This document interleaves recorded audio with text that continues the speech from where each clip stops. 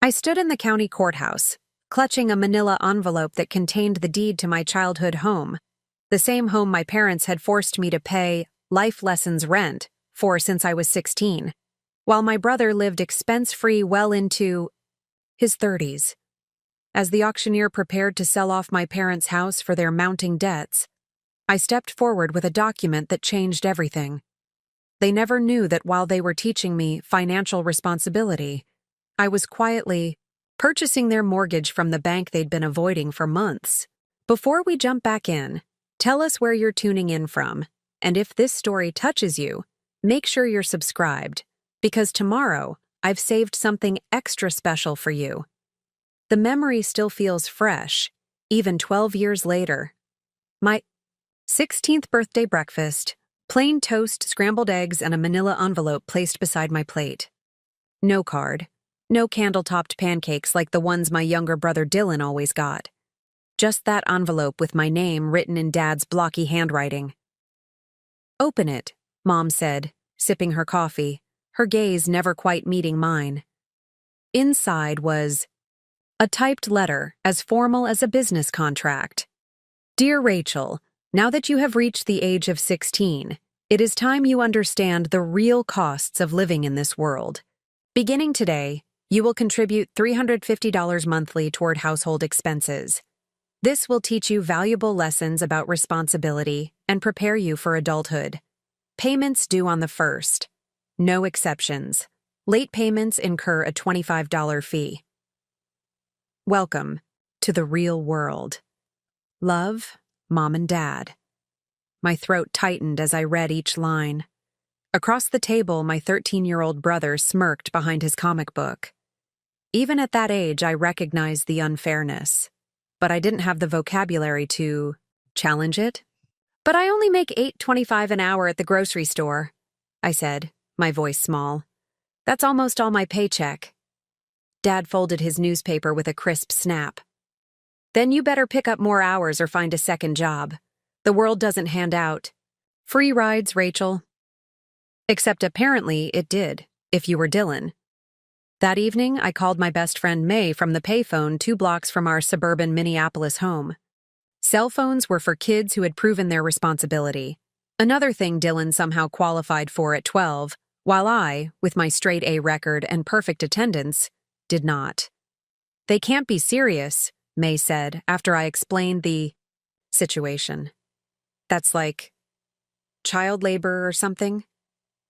"They're completely serious," I replied, watching my breath form clouds in the October chill. "And Dad already told Mr. Peterson at the grocery that I'm available for more shifts. What about your AP classes and debate team? You're trying to get a scholarship." I leaned against the graffiti-etched phone booth. "I guess I'll figure it out. I always do." And I did figure it out, though the cost was steep. I worked 28 hours weekly while maintaining my 4.0 GPA. Sleep became a luxury. My senior year became a blur of morning shifts, afternoon classes, evening debate practices, and late-night study sessions. When acceptance letters arrived from colleges, my parents' only question was how I planned to pay for it. Meanwhile, Dylan's hockey equipment, gaming consoles, and weekend trips with friends were simply provided. His room filled with new possessions while I saved every penny beyond my rent for my future. When I asked about this disparity, the answers were always variations of the same theme. Your brother has different needs. Boys develop responsibility differently than girls. You're naturally more mature, Rachel. He'll learn these lessons when he's ready. The summer before college, I worked 3 jobs: morning barista shifts, afternoon receptionist at a dentist's office, and weekend inventory at a warehouse. By August, I had saved enough for my first semester's tuition and books at the state university, plus a security deposit on a shared apartment. The night before I left, Mom knocked on my bedroom door. I was surrounded by carefully labeled boxes. Everything I owned fit into 5 containers and 2 suitcases. "We got you something," she said, handing me a small box wrapped in plain blue paper. Inside was a calculator, the expensive graphing kind I'd needed for AP calculus but couldn't afford. I'd borrowed May's all year. For college, Mom said, her smile not quite reaching her eyes. We're proud of how responsible you've become. I thanked her, swallowing the bitter thought that the calculator cost less than 2 months of the rent I'd paid them. The next day, they drove me to campus in silence. As Dad unloaded my boxes at the dormitory curb, he handed me an envelope. Another letter, this one explaining that my rent obligations were suspended during college, provided I maintained a 3.5 GPA and didn't ask for additional financial support. Thank you, I said mechanically, wondering what would have happened if I'd refused to pay all those years. Would they have kicked out their 16-year-old daughter, reported me to some authority, or simply admitted it was a test I was never meant to pass? College became my sanctuary. I worked part-time at the university library and took out minimal loans. I chose economics as my major, fascinated by the flows of capital and the psychology behind financial decisions.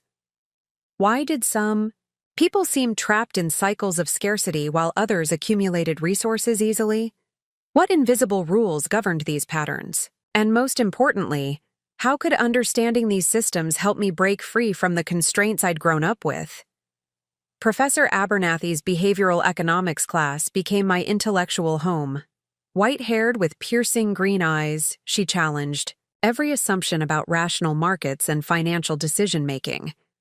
People aren't calculators, she'd say, pacing before the whiteboard filled with equations. They're storytellers. The stories we believe about money shape our financial reality, more profoundly than interest rates ever will. I stayed after class one afternoon, hesitantly sharing my family's rent arrangement. I expected judgment, either of my parents or of my compliance. Instead, she listened thoughtfully. Your situation is actually a fascinating case study in asymmetric family economics, she said. Have you considered that your parents may be operating from a scarcity mindset themselves? This perspective had never occurred to me. I'd always seen their actions as deliberately unfair, not potentially rooted in their own financial fears. Track your family's patterns, she suggested. Not just what they say about money, but what they do. Sometimes the most significant financial education comes from recognizing the invisible scripts we've inherited. That conversation shifted something fundamental in my understanding.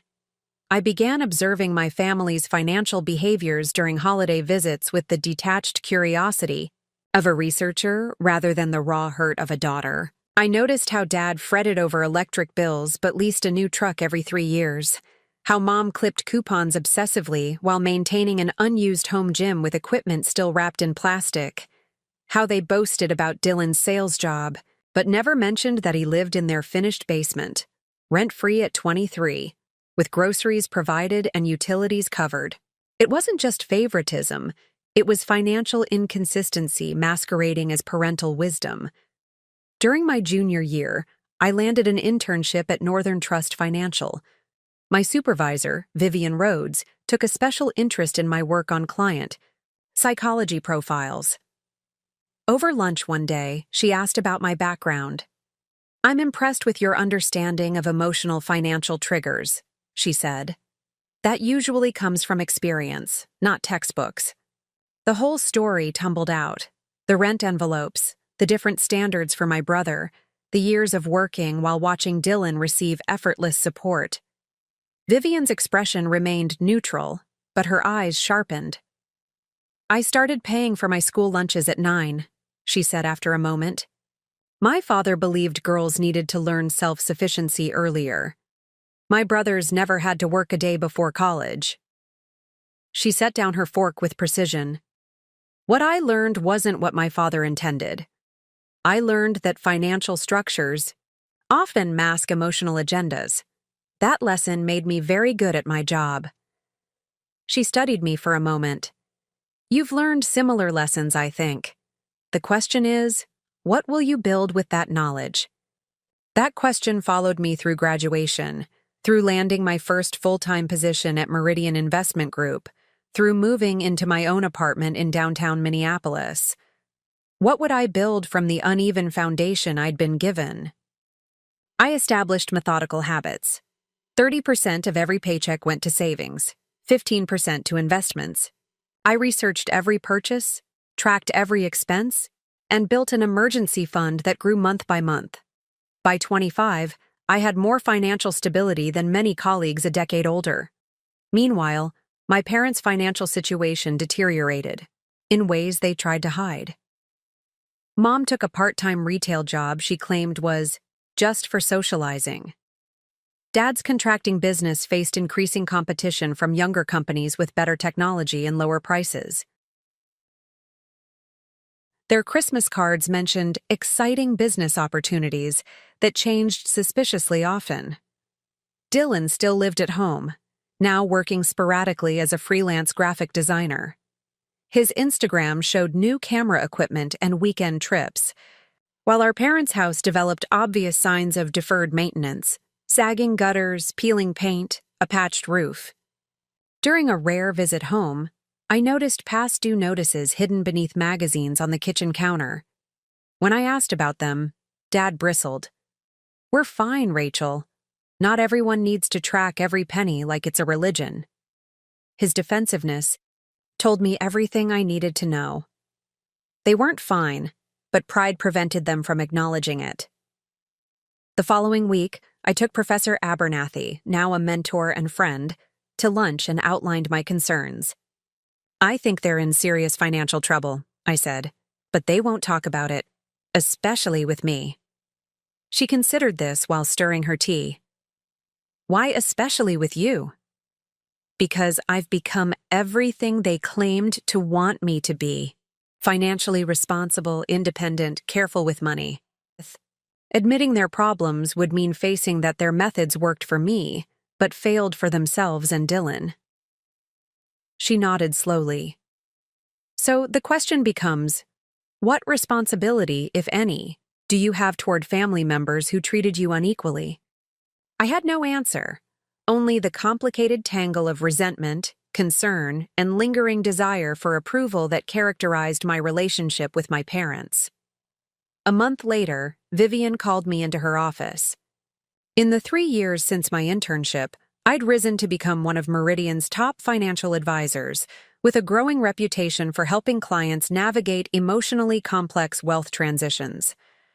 "I have an unusual situation," she said, closing her office door. "A local bank, Lakeside Credit Union, is quietly selling off some underperforming mortgages at steep discounts. Most are hopeless cases, but a few might be salvageable with the right approach." She slid a folder across her desk. "This particular property caught my attention because it's in your old neighborhood. The owners have been in pre-foreclosure 3 times in the past 2 years, making minimum payments just before deadlines. But they're underwater now with no realistic recovery path. The auction is scheduled for next month." I opened the folder. The address leaped from the page, my parents' house. "They don't know I'm telling you this," Vivian said quietly. "Client confidentiality prevents Lakeside from reaching out to family members. But there's nothing preventing you from purchasing this mortgage if you wish, though I'd understand completely if you chose not to get involved." My mind raced with calculations and consequences. I had the resources to buy the discounted mortgage. My emergency fund plus investments would cover it. But should I? What would this decision mean for my relationship with my parents? For my own sense of justice and closure? "You don't need to decide now," Vivian said, "but the window for action is narrow. The auction is scheduled for the 15th. That evening, I sat on my apartment balcony overlooking the Minneapolis skyline, the mortgage folder open beside me. Rain tapped against the railing as I sorted through every angle, every potential outcome. Helping my parents would mean using my carefully saved resources to rescue the very people who had demanded I pay for the privilege of being their child. It meant potentially enabling the continuation of patterns that had damaged our family relationships. It meant sacrificing my hard-won financial security. Not helping meant watching my childhood home sold to strangers. It meant knowing I could have prevented my parents' displacement but chose not to. It meant wondering forever if I'd acted from justice or vengeance. As midnight approached, I made my decision. I would purchase the mortgage, not to rescue my parents unconditionally, but to create leverage for an overdue reckoning. This wasn't about revenge or absolution. It was about finally addressing the imbalanced scales that had defined our family for too long. The next morning, I called Vivian and set the process in motion through a limited liability company with a name that wouldn't trigger recognition. I purchased my parents' mortgage for 60 cents on the dollar. The paperwork was processed through Meridian's legal department, with every step carefully documented and every ethical guideline followed.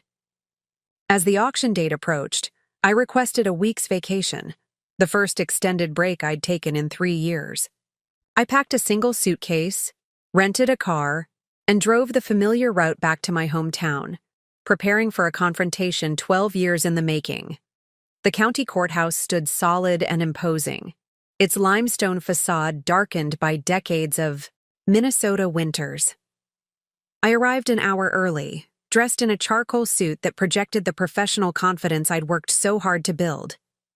In my briefcase were the documents proving my ownership of my parents' mortgage, the legal right to decide their housing future. At 10:30 a.m., I spotted them entering the courthouse, Dad looking smaller than I remembered, his shoulders hunched, beneath a sport coat that had grown too large for his frame, Mom clutching her purse like a shield, her hair more gray than brown now, and Dylan trailing behind them, his expression bewildered as if he couldn't quite grasp the gravity of the situation. They didn't see me standing in the shadowed corner of the hallway. They didn't know that I held their financial fate in my hands. They didn't realize that today, the unbalanced lessons of our past would finally reach their logical conclusion. As the auctioneer called the room to order and began outlining the proceedings, I stepped forward, manila envelope in hand, ready to reveal the truth that would change everything. Preparing and narrating this story took us a lot of time, so if you are enjoying it, subscribe to our channel. It means a lot to us. Now back to the story. The auctioneer, a thin man with wire-rimmed glasses, cleared his throat. Next on the docket, property at 1547 Lakeview Drive, current owners Robert and Susan Whitman. Opening bid starts at $175,000 to cover outstanding mortgage debt and fees. My parents stiffened in their seats. The amount was far below the actual value of the house, even in its neglected state, but still more than they could possibly produce. Mom's knuckles whitened around her purse strap. Dad stared straight ahead, jaw clenched, his pride visibly crumbling. Dylan looked confused, scrolling through his phone as if the answer to their financial salvation might be found in his social media feeds. He'd been sheltered from reality for so long that even now, he couldn't grasp the gravity of what was happening. "Do I have an opening bid?" the auctioneer asked, scanning the modest crowd of property investors and bargain hunters. A balding man in the second row raised his hand. 175. Another voice from the back. 180. My father's shoulders sagged further with each increasing bid. My mother's eyes glistened with unshed tears. This was the moment I had carefully orchestrated, yet seeing their distress brought me no pleasure. Only a complicated mix of vindication and sorrow. I took a deep breath and walked to the front of the room, my heels clicking against the polished floor. "Excuse me," I said, addressing the auctioneer. "I believe this auction needs to be postponed." All eyes turned toward me. From their seats, my parents' expressions transformed from despair to shock as they recognized me. "Rachel?" "Mom," whispered, half rising from her chair. I placed my documents on the auctioneer's table. "I represent Keystone Holdings LLC, which has recently purchased the debt obligation for this property from Lakeside Credit Union. We'll need time to review the situation before proceeding with any auction." The auctioneer examined my paperwork. With practiced efficiency, then nodded. "Everything appears to be in order. This auction is temporarily suspended pending further notice." Murmurs rippled through the assembled crowd as disappointed bidders began collecting their things. My father stood frozen, his face pale with incomprehension. Dylan finally looked up from his phone, sensing that something significant had occurred. I turned to face my family. "We should talk," I said quietly. "Perhaps at home?" The drive back to Lakeview Drive passed in strained silence. I followed my parents' sedan in my rental car, watching as Dad took each turn with mechanical precision. In the rearview mirror of their car, I could see Mom repeatedly turning to look at me through the back window, her expression unreadable. The house looked smaller than I remembered. The blue paint faded, the once pristine lawn now patchy and overgrown. The basketball hoop where Dylan had spent countless hours practicing still hung precariously from the garage, net long gone. My father's prized rose bushes, once meticulously tended, had grown wild along the front walkway. We gathered in the living room, where the familiar floral-patterned sofa had been replaced by a leather sectional that already showed signs of wear. Family photos lined the mantel, Dylan's hockey tournaments, graduation, and various celebrations. I noticed with a pang that my photos stopped around age 16, as if my documented life in this family had ended when the rent payments began. "What is this about, Rachel?" Dad finally asked, his voice rougher than I remembered. "What kind of game are you playing?" "It's not a game," I replied, setting my briefcase on the coffee table. "Keystone Holdings is my company. I purchased your mortgage from Lakeside Credit Union last month when I learned it was being sold off." Mom sank onto the edge of the sectional. "You bought our mortgage? How is that even possible?" "I work in finance," I said. "I manage millions in assets for my clients every day. Purchasing a discounted mortgage is fairly straightforward, when you know the system." "But why?" Dad demanded, remaining standing. "To humiliate us? Is that it?" The accusation stung, especially coming from the man who had demanded rent from his teenage daughter while giving his son a free ride. "No," I said evenly. "Not to humiliate you.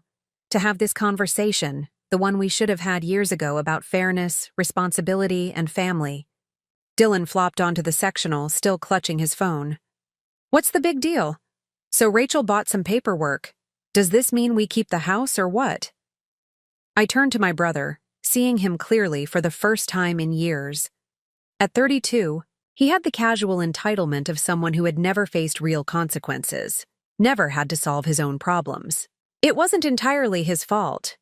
Our parents had created this reality for him as surely as they had created mine. "That depends," I said, "on what happens next."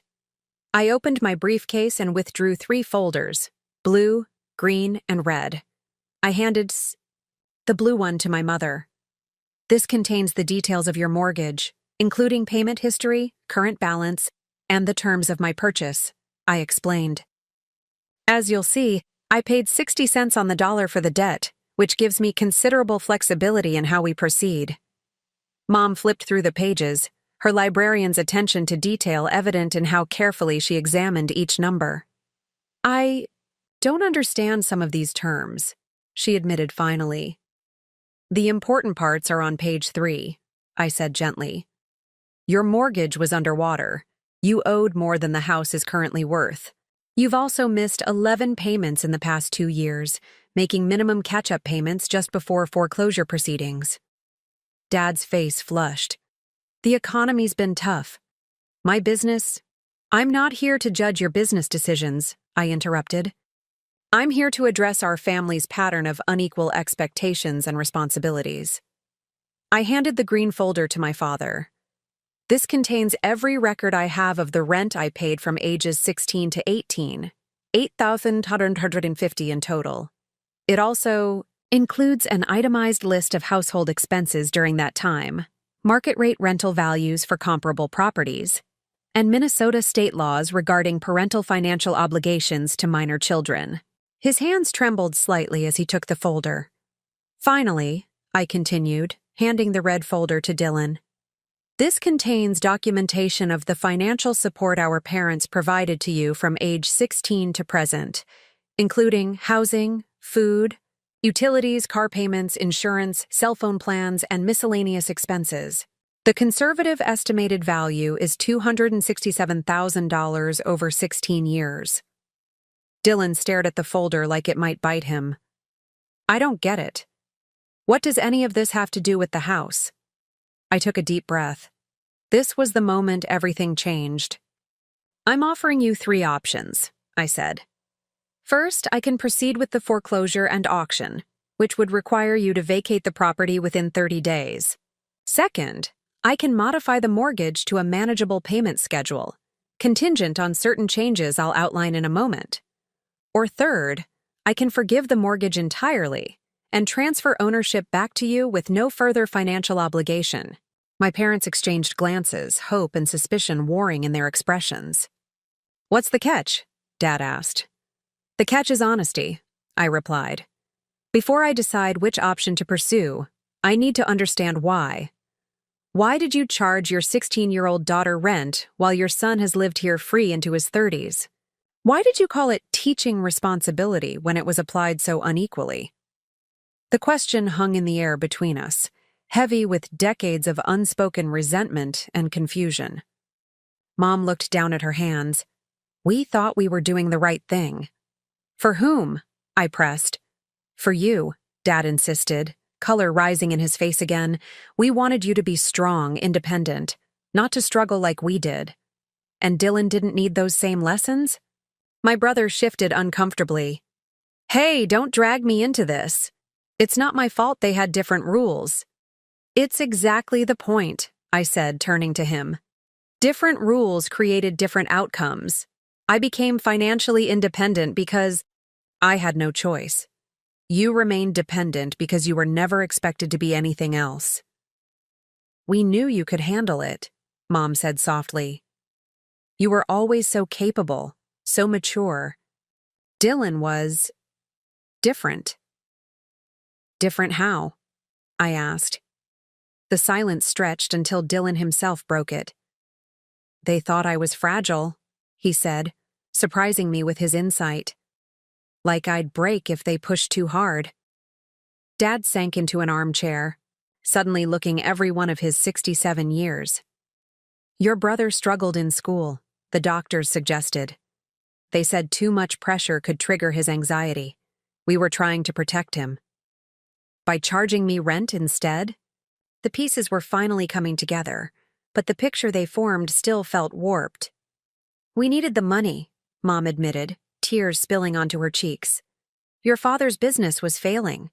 We had medical bills from Dylan's therapy that insurance wouldn't cover. We couldn't lose the house then, not with Dylan still in high school. We made a terrible choice. We used your strength against you because we were desperately trying to hold everything else together. The revelation hit me like a physical blow. All these years, I'd believed I was paying rent as some misguided lesson in responsibility. The truth was both simpler and more complex. My parents had used me as a financial crutch because I was the only one they believed could bear the weight. Why didn't you just tell me? I asked, my voice barely above a whisper. Why the pretense? About life lessons and the real world? Dad passed a hand over his face.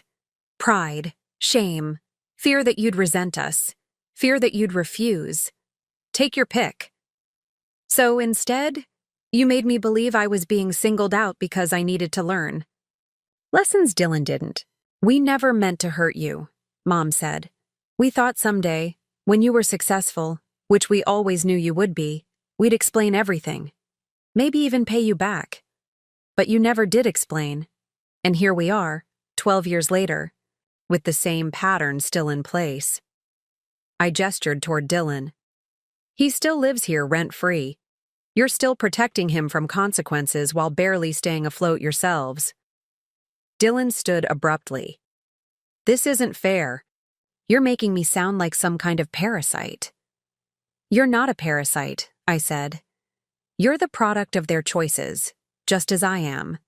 The difference is that their choices forced me to become independent while allowing you to remain dependent.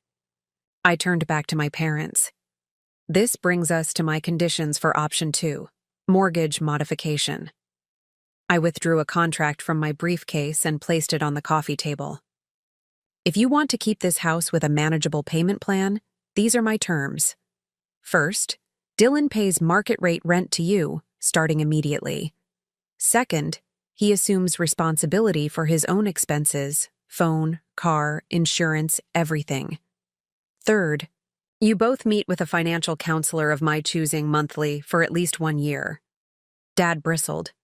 You have no right to dictate how we live our lives.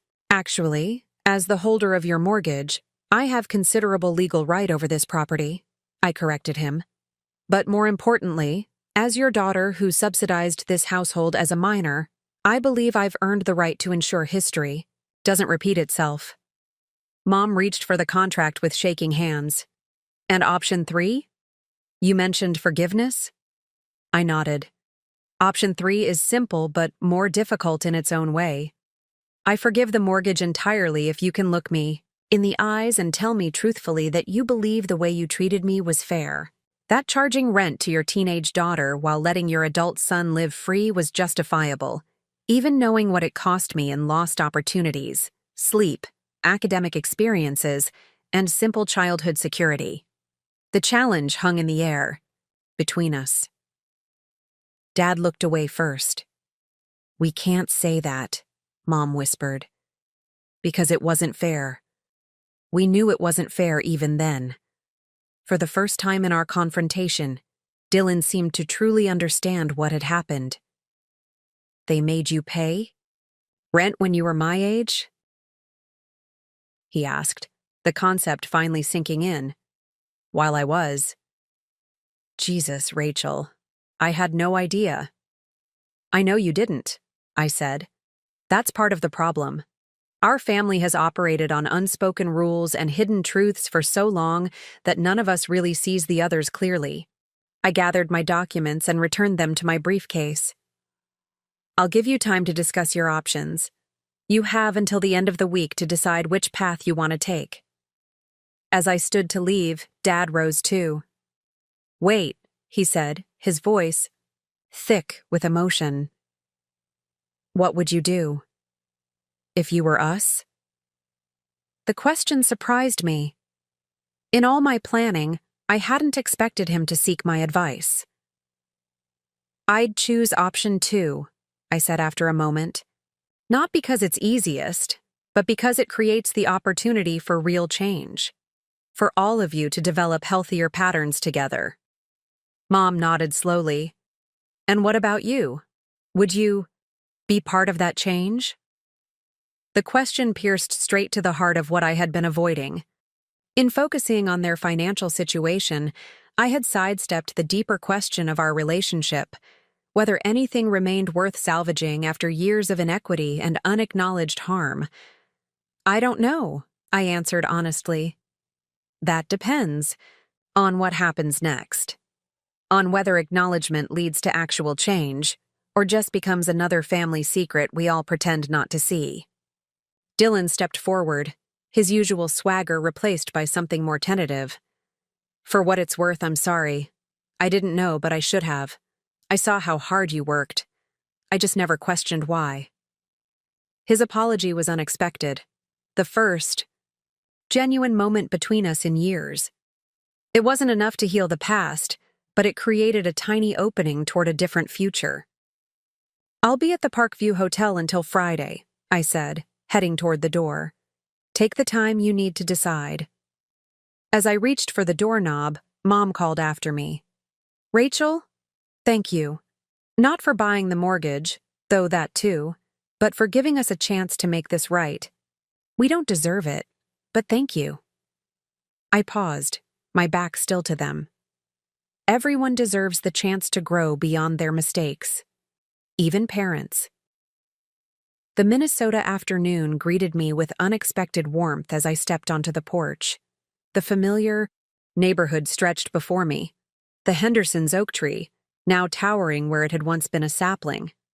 Mrs. Abernathy's garden still meticulously maintained, the corner where I had waited for the school bus in all weather, calculating how many hours I would need to work that weekend to make my rent payment.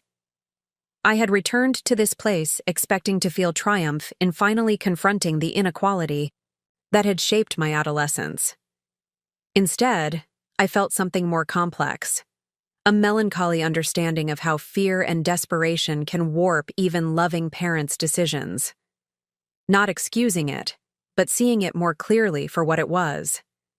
As I drove away from the house that had never quite felt like home, I realized that the true power in this situation wasn't holding my family's mortgage or deciding their financial fate. The true power was in finally speaking my truth after years of silent acceptance, and in choosing how this story would end, not from a place of retribution, but from a place of growth. The Parkview Hotel offered a stark contrast to my childhood home. Clean, impersonal, with no emotional landmines hidden in its generic decor. I ordered room service and spread my work across the king-sized bed, attempting to focus on client portfolios rather than the family drama unfolding across town. My phone buzzed with a text from Vivian. "How did it go?" I stared at the screen, unsure how to distill the afternoon's revelations into a simple message. Finally, I replied, "Complicated. They used my rent money to pay for my brother's therapy. And keep the house. Never told me." Her response came quickly. "The truth is always more nuanced than we expect. What will you do now?" "Give them time to decide. Then see if anything can be rebuilt." "Wise," she texted back. "Remember, healing family finances often requires healing family narratives first." I set my phone aside and walked to the window, watching the sunset paint the Minneapolis skyline in shades of amber and gold. The city where I had built my new life glowed in the distance, while behind me, in the town of my childhood, my family grappled with the consequences of decisions made long ago. 3 days passed with no word from my parents. I kept myself busy with remote work and long walks around Lake Harriet, reacquainting myself with the city that had shaped me. On Thursday evening, just as I was beginning to think they might choose foreclosure rather than face the changes I'd proposed, my phone rang. "Rachel? It's Mom.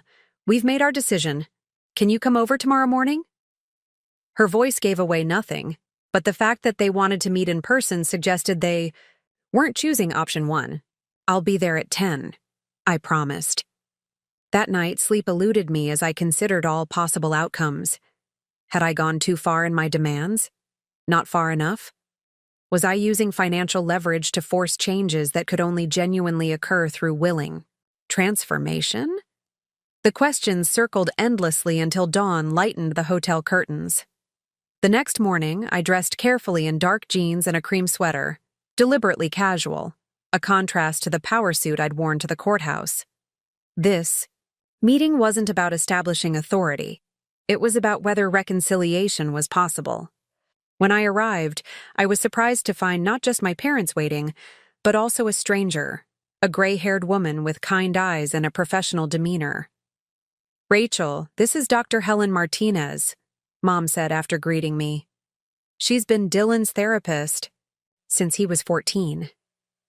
I shook the woman's hand, confusion evident in my expression.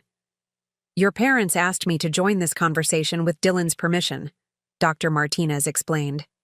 "They felt it might help clarify some aspects of your family's history."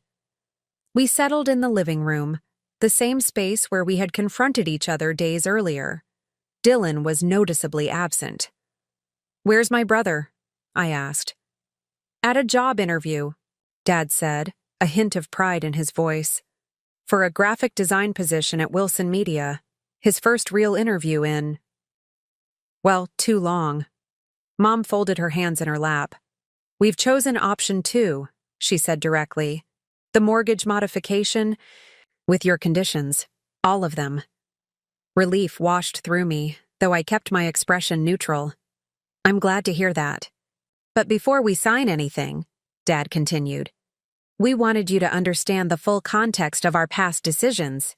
Not as an excuse, but as an explanation, with Dr. Martinez's help. The therapist leaned forward.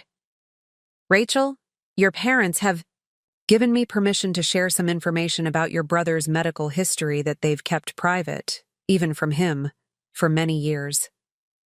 What followed was the story my parents had never told. Dylan's diagnosis at age 12 with a severe anxiety disorder complicated by undiagnosed learning disabilities. The specialists who warned that traditional expectations might trigger debilitating panic attacks. The mounting medical bills that insurance classified as experimental treatments and refused to cover. We were terrified, Mom admitted, tears streaming down her face. The psychiatrist told us Dylan's condition could deteriorate into self-harm if we pushed him too hard academically or socially. Meanwhile, Dad added, my business was failing. The housing market crashed, contracts dried up, and suddenly we couldn't afford the very treatments our son desperately needed. Dr. Martinez nodded. This was before parity laws required equal coverage for mental health conditions. Many families faced impossible choices. So you chose me, I said softly. You chose to place the financial burden on your daughter rather than risk your son's health. It was wrong, Dad acknowledged, his voice breaking. We convinced ourselves we were teaching you valuable skills, that the rent was preparing you for adulthood. But really, we were drowning and using you as a lifeline. I absorbed this information slowly, recalibrating my understanding of our family history. Why didn't you ever tell me? Even later when I was an adult? Mom wiped her eyes. At first, it was to protect Dylan's privacy. Mental health still carried such stigma. Then, as years passed, the lie grew too big to correct without admitting how terribly we'd failed you. We were cowards, Dad said bluntly. And you paid the price for our cowardice. The room fell silent as the weight of their confession settled around us. Dr. Martinez watched me carefully, offering neither judgment nor absolution for any of us. Finally, I spoke. Thank you for telling me now. It doesn't change what happened, but it helps me understand. I reached into my bag and withdrew the mortgage modification papers I had prepared, already signed. These are ready whenever you are. Mom looked surprised. You brought them already signed? I hoped this was the choice you would make, I admitted. Because it's the one that gives us all a chance to start again. Not from scratch, but from truth. Dad took the papers with trembling hands. The conditions, about Dylan paying rent and managing his own expenses. Will that start immediately? The agreement gives you 30 days to implement those changes, I explained. I understand transitions take time. He's already started, Mom said, a hint of pride in her voice. Yesterday he opened his own bank account and made a budget. He's meeting with a career counselor next week. I raised an eyebrow, genuinely surprised. That's impressive. Your brother has been managing his condition successfully for years with the right therapy and medication, Dr. Martinez explained. But your parents continued the protective patterns long after they were medically necessary. Sometimes families need an external catalyst to change entrenched behaviors. Like a mortgage crisis, I said wryly. Like a daughter brave enough to speak her truth, Mom countered softly. We spent the next hour reviewing the mortgage terms, which reduced their monthly payment by nearly 40% and extended the term to make it manageable on their retirement income. As we finished, Dad set down his pen and looked at me directly. This doesn't erase the past, he said. We know that. But we hope it might be the beginning of a different kind of future. For all of us. I hesitated, then spoke the question that had lingered beneath all others. Did you ever regret it? Making me pay when I was so young? Mom reached for my hand across the coffee table. Every single time you handed us that envelope. Every time we saw how tired you were from working. Those extra shifts. Every scholarship dinner we couldn't attend because you were covering someone's shift at the grocery store. We regretted it constantly. But we were too proud and too afraid to admit we'd made a terrible mistake, Dad added, and too dependent on the financial help you provided. Their honesty, however belated, loosened something that had been tightly wound within me for years. I don't know if I can forgive you yet, I said truthfully, but I'm willing to try to understand. That's where healing has to start, I think, with understanding. As I rose to leave, the front door opened and Dylan entered, looking uncharacteristically professional in a button-down shirt and slacks. "I got it," he announced, his face breaking into a genuine smile. "I actually got the job." He stopped, short when he saw me, uncertainty replacing his excitement. "Rachel, you're still here." "Congratulations on the job," I said, meaning it. "That's fantastic news." He shuffled awkwardly, then squared his shoulders. "I've been thinking about what you said, about the different expectations. You were right. It wasn't fair. And I'm sorry I never saw it before." His apology, offered without prompting, caught me off guard. "Thank you," I said simply. "Maybe," he ventured, "when I get my first paycheck, we could get dinner somewhere? Start getting to know each other as adults? My treat, obviously." The offer was so unexpected, so tentatively hopeful, that I found myself nodding before I had fully considered it. "I'd like that." As I walked to my car, Mom followed me out to the driveway. "Will you be leaving right away?" she asked. "Back to Minneapolis?" "My flight's Sunday morning," I replied. "I have a client meeting Monday I can't miss." She hesitated, then asked, "Would you consider coming for dinner tomorrow night? Nothing fancy, just a meal together, as a start." I looked at the house behind her, the place that had been both home and not home, the site of inequality and now possibly repair. Yes, I decided, I'll come. But this time, I'm not bringing my checkbook. Mom's startled laugh turned into something more genuine. "Fair enough. More than fair." As I drove away, I realized that while the 16-year-old girl who had first handed over her hard-earned paycheck could never get those years back, the woman I had become could choose a different path forward, one where past injuries were neither forgotten nor allowed to determine the future. The mortgage in my briefcase represented more than a financial transaction. It was the tangible representation of taking back my power, not to punish, but to create the possibility of healing on more equal terms. In the end, the most valuable asset wasn't the house itself, but the truth that had finally been spoken within its walls.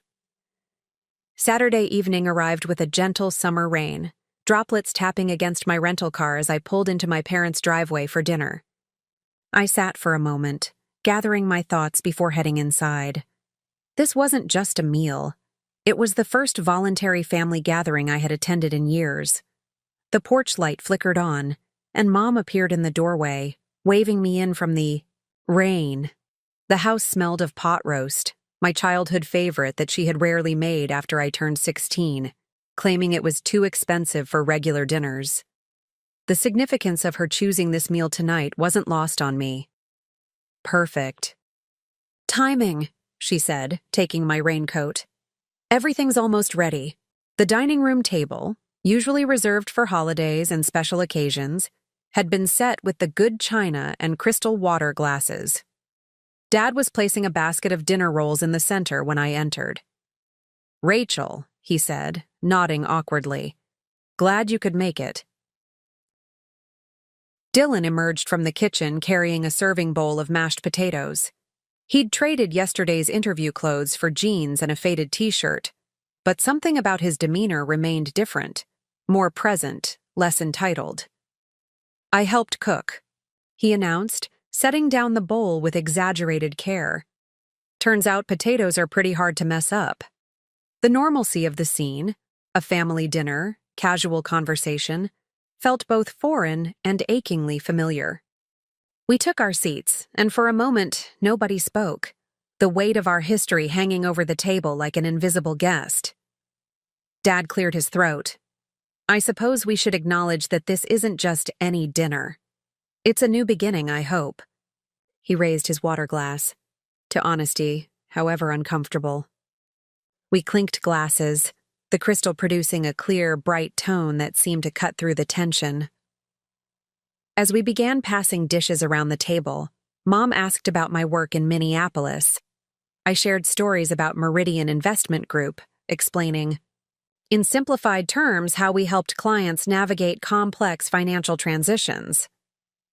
It sounds important, she said, helping people understand their options during difficult times. It is, I agreed. Many people feel powerless when facing financial decisions. I try to give them back some control. Dylan looked up from his plate. Like you did with Mom and Dad's mortgage. That was different, I hedged. But the principle is the same, Dad observed. You used your knowledge to create options where we saw none. His insight surprised me. I hadn't considered the parallel between my professional work and my approach to their financial crisis.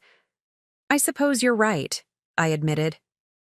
Though I don't typically have personal history with my clients. Does that make it easier or harder? Dylan asked. The personal connection? I considered his question seriously. Both. Harder because emotions complicate financial decisions. Easier because I truly care about the outcome.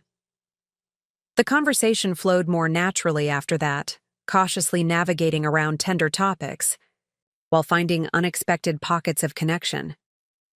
Dylan talked about his new job, starting Monday.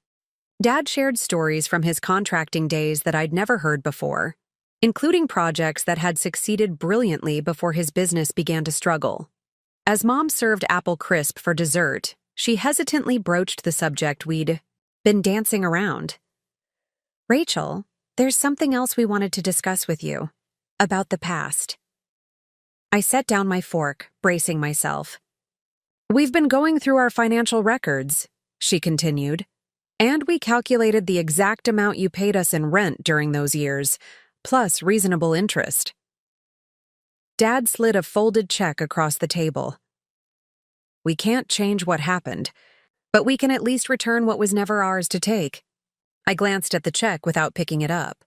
The amount, $12,375, represented my original payments plus 15 years of modest interest.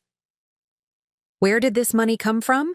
I asked, knowing their precarious financial situation. We're selling the boat? Dad said, referring to the small fishing boat he'd bought when Dylan was in high school. Another example of the family's uneven priorities, and Dylan contributed from his savings. I looked at my brother in surprise. He shrugged, embarrassment coloring his face. It seemed right. I benefited from the unfairness too, even if I didn't realize it. The gesture touched me more deeply than I had expected. It wasn't about the money, which represented a small fraction of my current annual income, but about the acknowledgement, the recognition of wrong, the concrete step toward making amends. Still, I hesitated to take the check. I don't need this money. We know, Mom said gently, but we need to give it. Not to erase our debt to you. Nothing could do that. But as a tangible symbol that we understand what we did. I thought about it for a long moment, then finally picked up the check. Thank you. I'll put it to good use. As the evening drew to a close, we found ourselves in the living room, the rain still pattering against the windows. The conversation had evolved into something almost comfortable, not erasing the past, but not being paralyzed by it either. What happens now? Dylan asked, giving voice to the question hovering in all our minds. With the mortgage, with everything? Now we honor our agreement, Dad said firmly. You pay rent, handle your own expenses, and we all meet with the financial counselor Rachel arranges. And Rachel? Mom asked, turning to me. What will you do? I considered her question carefully. I'll honor my part too. I'll maintain the modified mortgage, check in periodically, and I'll try to visit more often. Not every weekend, but more than once every few years. The relief on her face was palpable. We'd like that. As I prepared to leave, Dad walked me to my car, sheltering me with an umbrella against the persistent drizzle. "There's something else I need to say," he told me, his voice low and serious. "Something that's been eating at me for years." I waited, rain drumming on the umbrella above us. "I was jealous of you," he admitted. "Of your clarity, your discipline, the way you set goals and achieved them no matter the obstacles. Even as a teenager, you had more focus than I ever managed in my entire life." His confession caught me off guard. "You were jealous of your own daughter?" He nodded, shame evident in his expression. "It's not something I'm proud of. But watching you succeed where I had failed, managing money well, building something lasting, it was difficult. Instead of learning from you, I resented you. It's no excuse for how we treated you, but it's part of the truth we never spoke." I absorbed this new piece of the puzzle, another layer of complexity in our family's dynamic. "Thank you for telling me," I said finally. "That couldn't have been easy." "Nothing worthwhile ever is," he replied, echoing one of his favorite phrases.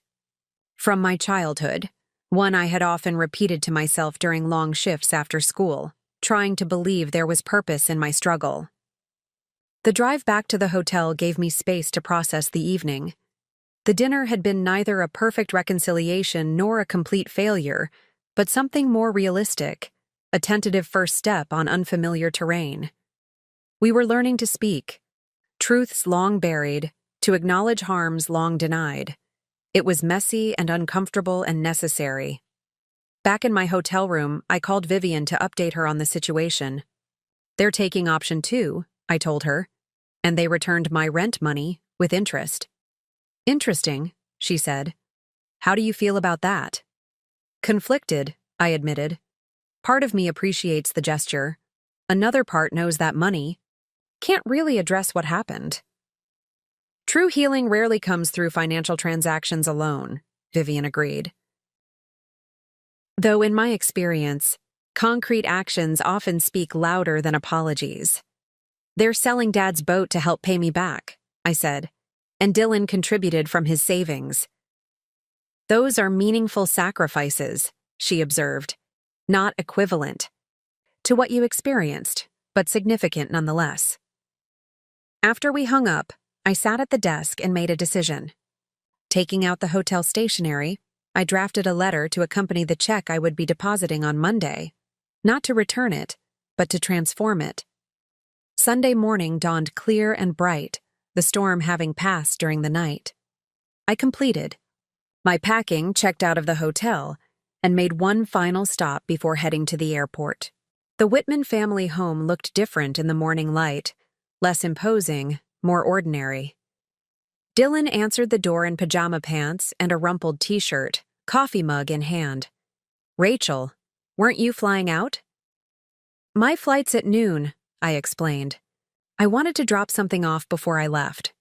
Mom and Dad appeared behind him, drawn by our voices. I handed Dad an envelope. "What's this?" he asked. "Open it." Inside was a letter explaining that I had deposited their check into a newly established education fund in the Whitman family name.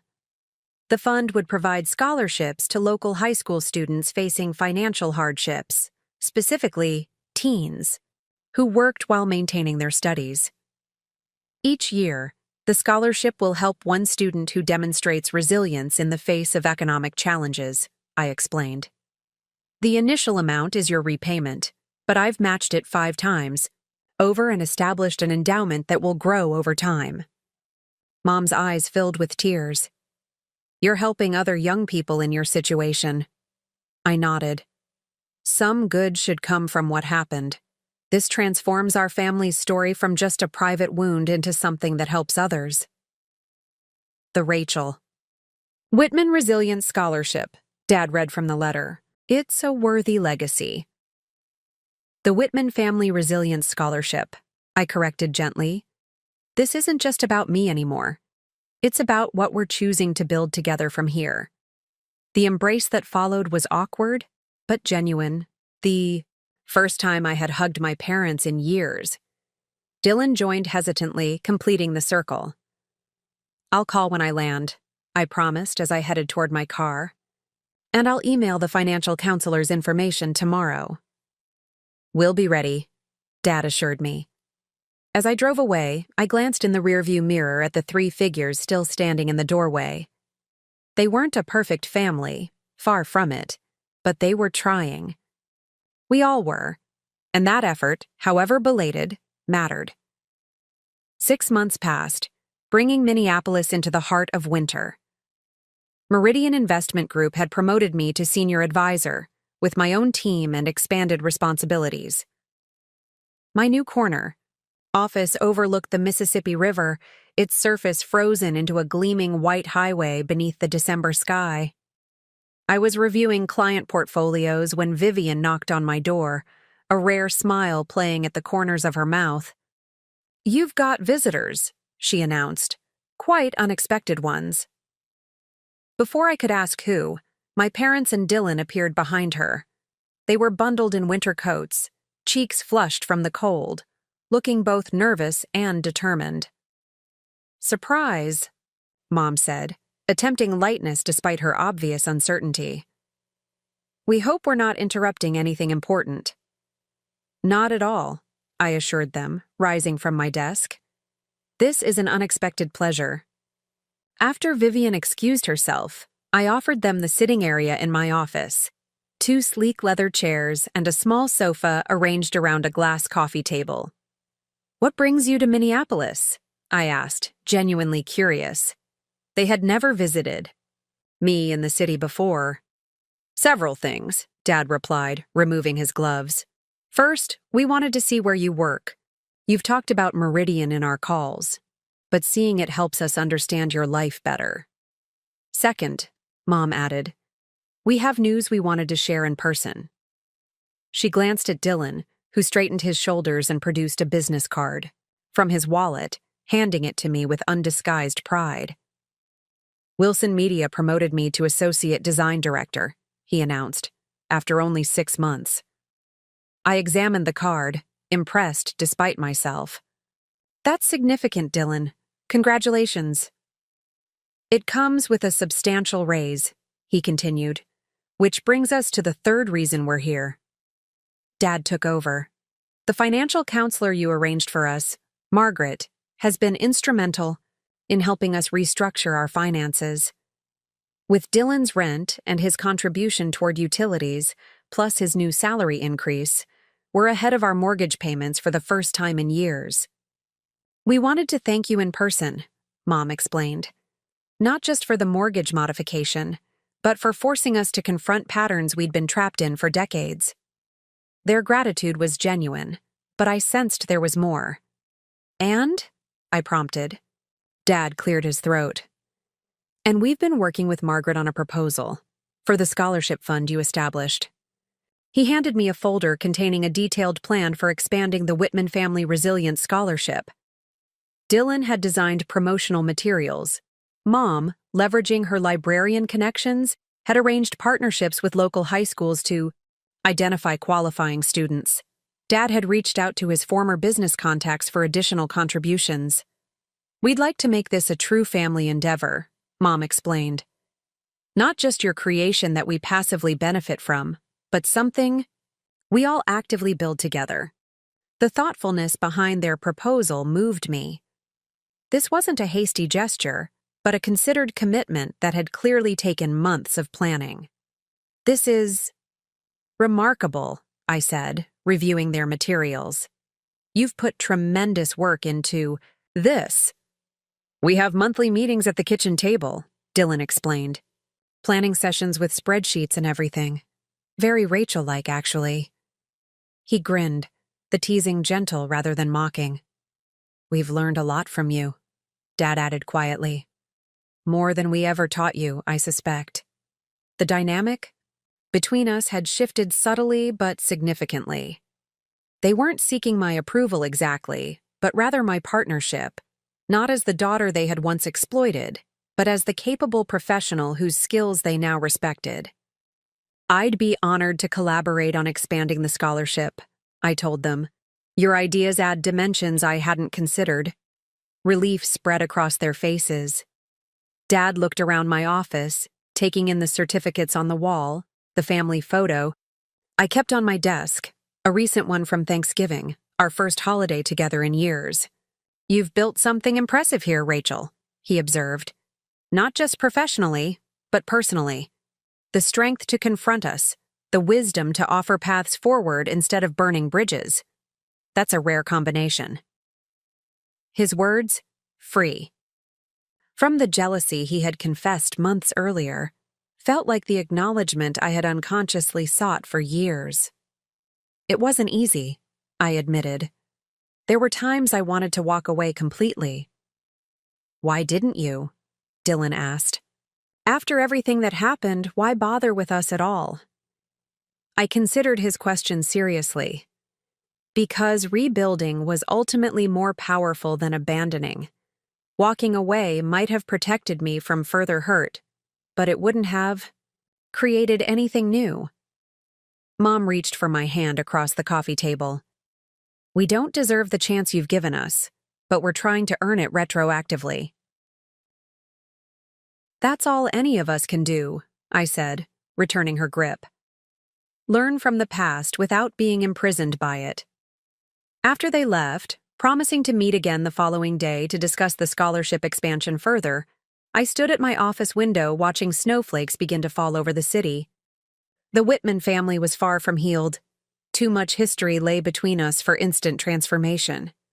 But we had broken free from the destructive patterns that had defined us for so long. My phone chimed with a text from Dylan. "Forgot to mention, sold my gaming system to contribute to the scholarship fund. Turns out I don't miss it. Who knew?" His message made me smile. Small changes, accumulated over time, could redirect even the most entrenched trajectories.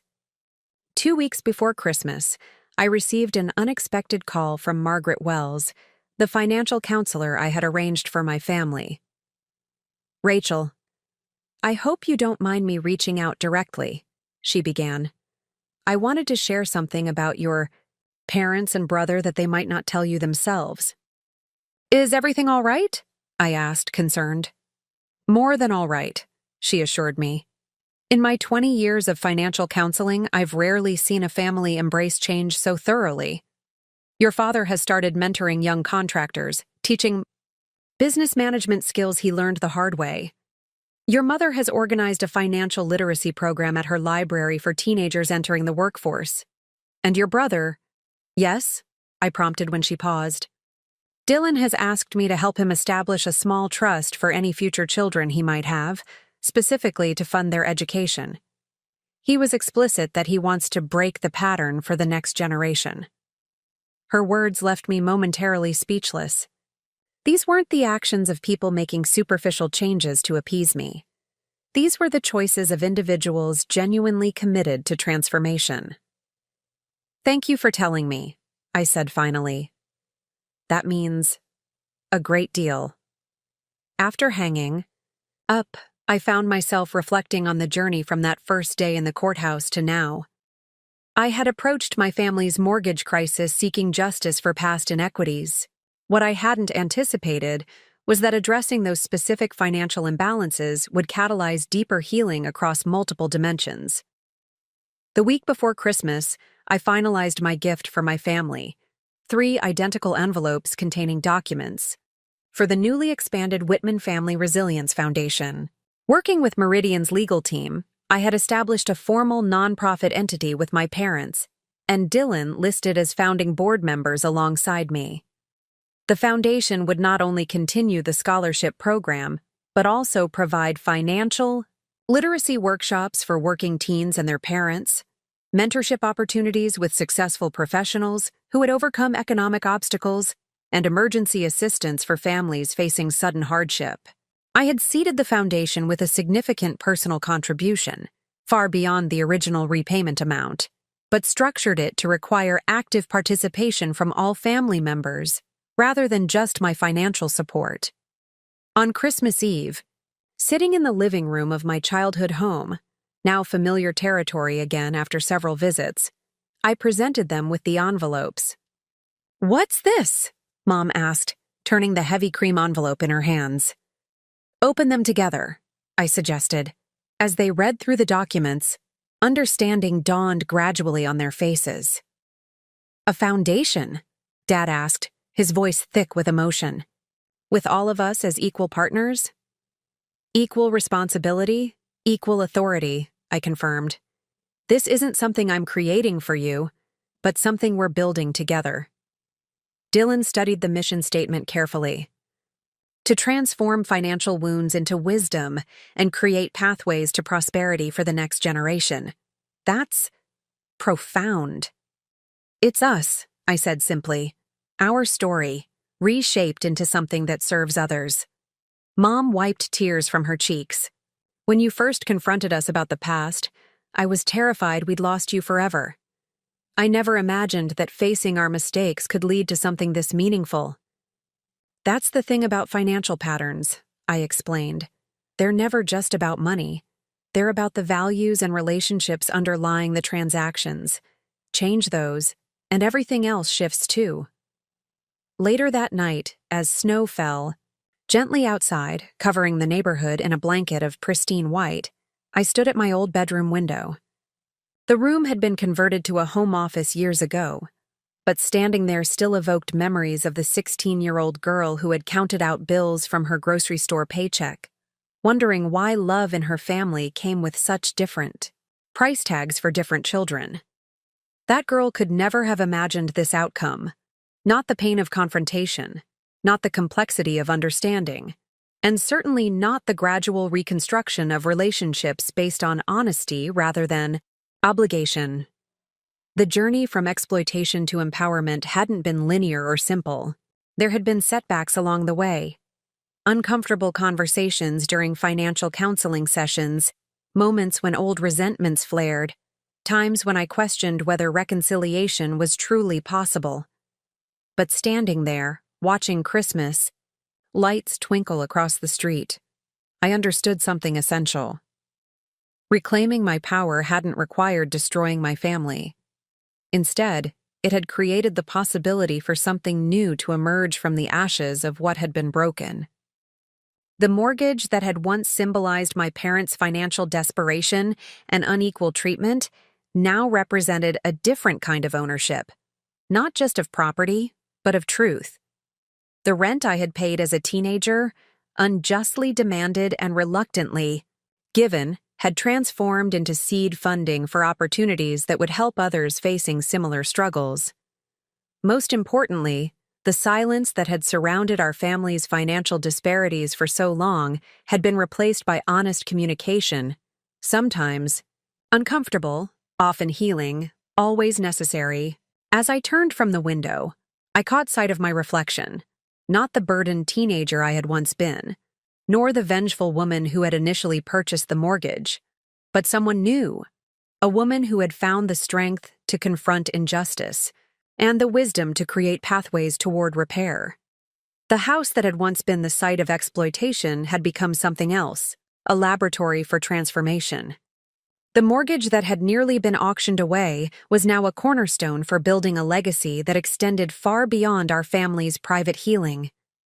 Tomorrow, we would begin the concrete work of establishing the foundation's first initiatives. There would be challenges ahead, old patterns to vigilantly monitor, new skills to develop together. The reconstruction of our family would remain ongoing, imperfect, real. But tonight, in this moment of quiet reflection, I allowed myself to acknowledge how far we had already come. From the brink of foreclosure to the threshold of possibility. From hidden resentments to spoken truths. From financial inequality to shared purpose. The journey wasn't over. In many ways, it was just beginning. But the direction had fundamentally changed, and in that change lay the most powerful lesson of all. Even the deepest wounds, when brought into the light with courage and compassion, could become the foundation for building something stronger than what had been broken. 18 months after the courthouse confrontation, I found myself standing before an audience of 300 people at the Minneapolis Convention Center. The banner behind me read, Whitman Family Resilience Foundation, First Annual Scholarship. DALA. Financial resilience isn't just about managing money, I explained into the microphone, my voice steady despite my racing heart. It's about understanding the stories we tell ourselves about wealth, worth, and who deserves opportunity. The crowd, a mix of corporate sponsors, educational partners, and community members, listened attentively. In the front row sat my family. Mom in a navy dress she'd proudly told me she'd purchased on sale, Dad looking distinguished in his only suit, and Dylan in a charcoal blazer, his tablet open as he live-tweeted the event as our foundation's newly appointed communications director. Our first year has exceeded all expectations, I continued. We've awarded scholarships to 15 working students across Minnesota, provided emergency assistance to 23 families facing financial crisis, and launched financial literacy, workshops that have reached over 500 teenagers and their parents. The statistics were impressive, but they couldn't capture the true impact of what we'd built, the individual stories of changed trajectories, of burdens lightened, of futures expanded. Tonight, I'd like to introduce you to our inaugural scholarship. Recipients, I said, gesturing toward the side of the stage where a group of teenagers waited nervously. These young people embody the resilience our foundation celebrates. While maintaining excellent academic records, they've worked to support themselves and their families, often in circumstances that would challenge seasoned adults. One by one, they stepped forward as I announced their names and achievements. Maria Gonzalez, who worked 30 hours weekly at her family's restaurant while maintaining a 4.0 GPA. Jamal Washington, who balanced night shifts at a warehouse with caring for younger siblings and earning college credits through advanced placement courses. Aisha Patel, who built a small web design business from her bedroom to help her widowed mother make mortgage payments. In each of their stories, I glimpsed echoes of my own teenage experience, the exhaustion, the determination, the premature shouldering of adult responsibilities. But unlike my solitary journey, these students had something I never did: community, recognition, and institutional support. As the scholarship recipients returned to their seats amid enthusiastic applause, I introduced our keynote speaker, Vivian Rhodes, now not just my mentor, but a founding board member of our foundation. Before I turn the microphone over, I concluded, I want to acknowledge that none of this would exist without my family's courage to confront difficult truths about our past. The Whitman Family Resilience Foundation was born not from perfection, but from the willingness to transform pain into purpose. I met each of their gazes, Mom, Dad, Dylan, seeing in their expressions a complex mix of pride, remorse, and resolve. We had come so far from that day in the courthouse, yet the journey continued to unfold in ways none of us could have predicted. After Vivian's powerful speech about breaking intergenerational cycles of financial inequity, the event transitioned to a reception. I circulated among donors and partners, discussing expansion plans and potential collaborations, occasionally catching glimpses of my family doing the same. Dad had found common ground with several business owners, discussing mentorship programs for young entrepreneurs from disadvantaged backgrounds. Mom was deep in conversation with the superintendent of Minneapolis Public Schools about bringing our financial literacy curriculum into classrooms.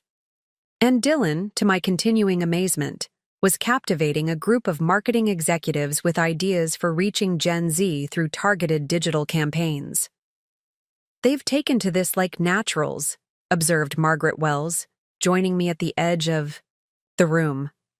Our financial counselor had become a trusted advisor to the foundation, bringing both professional expertise and personal insight into our work. "It's been surprising," I admitted. "I never expected them to embrace it so completely." "People rise to meaningful challenges," Margaret replied. especially when they're connected to redemption. As the evening wound down, we gathered in a quiet corner to assess the gala's success. Early estimates suggested we'd raised nearly double our target amount. The corporate matching pledges put us over the top, Dylan explained, scrolling through donation records on his tablet.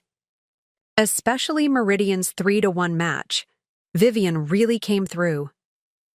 This means we can expand to St. Paul next year, Mom said, excitement brightening her features. The library director there has already expressed interest in hosting workshops. Dad nodded thoughtfully.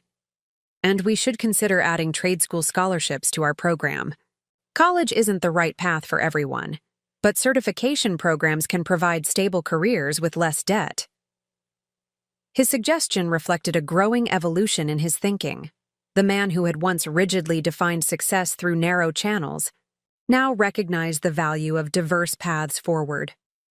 That's an excellent idea, I agreed. Let's discuss it at next week's board meeting. As we prepared to leave, a young woman approached us hesitantly. I recognized her as Lydia Summers, one of our scholarship recipients who was now studying nursing at the University of Minnesota. Ms. Whitman, I wanted to thank all of you personally, she said, her voice soft but determined. The scholarship changed everything for me. I was able to reduce my work hours from 30 to 15 per week, which means I can actually sleep sometimes. She smiled. My grades have improved, and I just got accepted into an accelerated program that will let me finish my degree a year early. Mom reached out to squeeze her hand. We're so proud of you, dear. The thing is, Lydia continued, it wasn't just the money. It was knowing that someone saw how hard I was working, that it mattered to someone besides me. That validation. It's hard to explain how much it helps. Her words struck deep. Validation. The recognition of effort, of sacrifice, of striving. The thing I had craved most as a teenager and received least. We understand completely, I told her. And we're honored to support your journey. After Lydia left, we stood in companionable silence for a moment. She reminds me of you, Dad said quietly. That same determination in her eyes. The difference is, she knows people believe in her, I replied. That makes all the difference in the world. The ride home was filled with comfortable conversation about the evening's success, plans for the foundation's future, and small personal updates. Mom had joined a book club. Dad was volunteering with a veterans housing initiative. Dylan had started seeing a therapist again, this time by choice, to work through lingering anxiety issues that his increased responsibilities had triggered. It's different when I choose it, he'd explained when telling me about the therapy. Before it was something happening to me, something I was broken enough to need. Now it's a tool I'm using because I want to be better. That shift in perspective changes everything. His insight resonated with me. Perspective shifts had defined our family's transformation, from seeing financial education as punishment to viewing it as empowerment, from treating money as a secret source of shame to approaching it as a topic for honest discussion, from using economic disparity to divide us to leveraging combined resources to help others. The following Monday, I returned to my office at Meridian to find Vivian waiting for me, an enigmatic smile playing at the corners of her mouth. The board reviewed your performance over the past 2 years, she began without preamble, including your work with the foundation. I set down my coffee, suddenly alert. And they've decided to create a new position, Director of Community. Financial empowerment.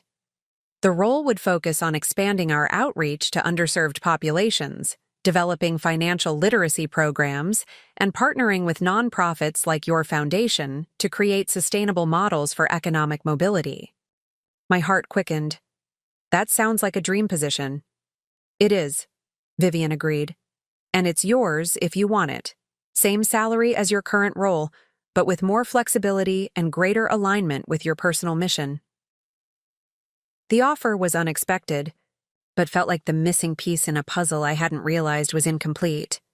My client work had always been satisfying, but this new role promised to bridge my professional expertise with my growing passion for financial justice.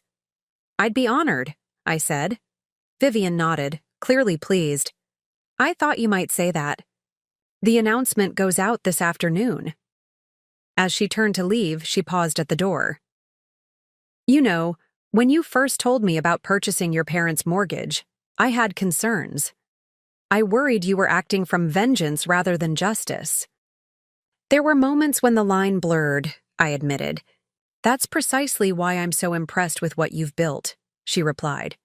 "You transformed a potential weapon into a foundation for healing. That's rare, Rachel, and exactly the kind of thinking this new position requires."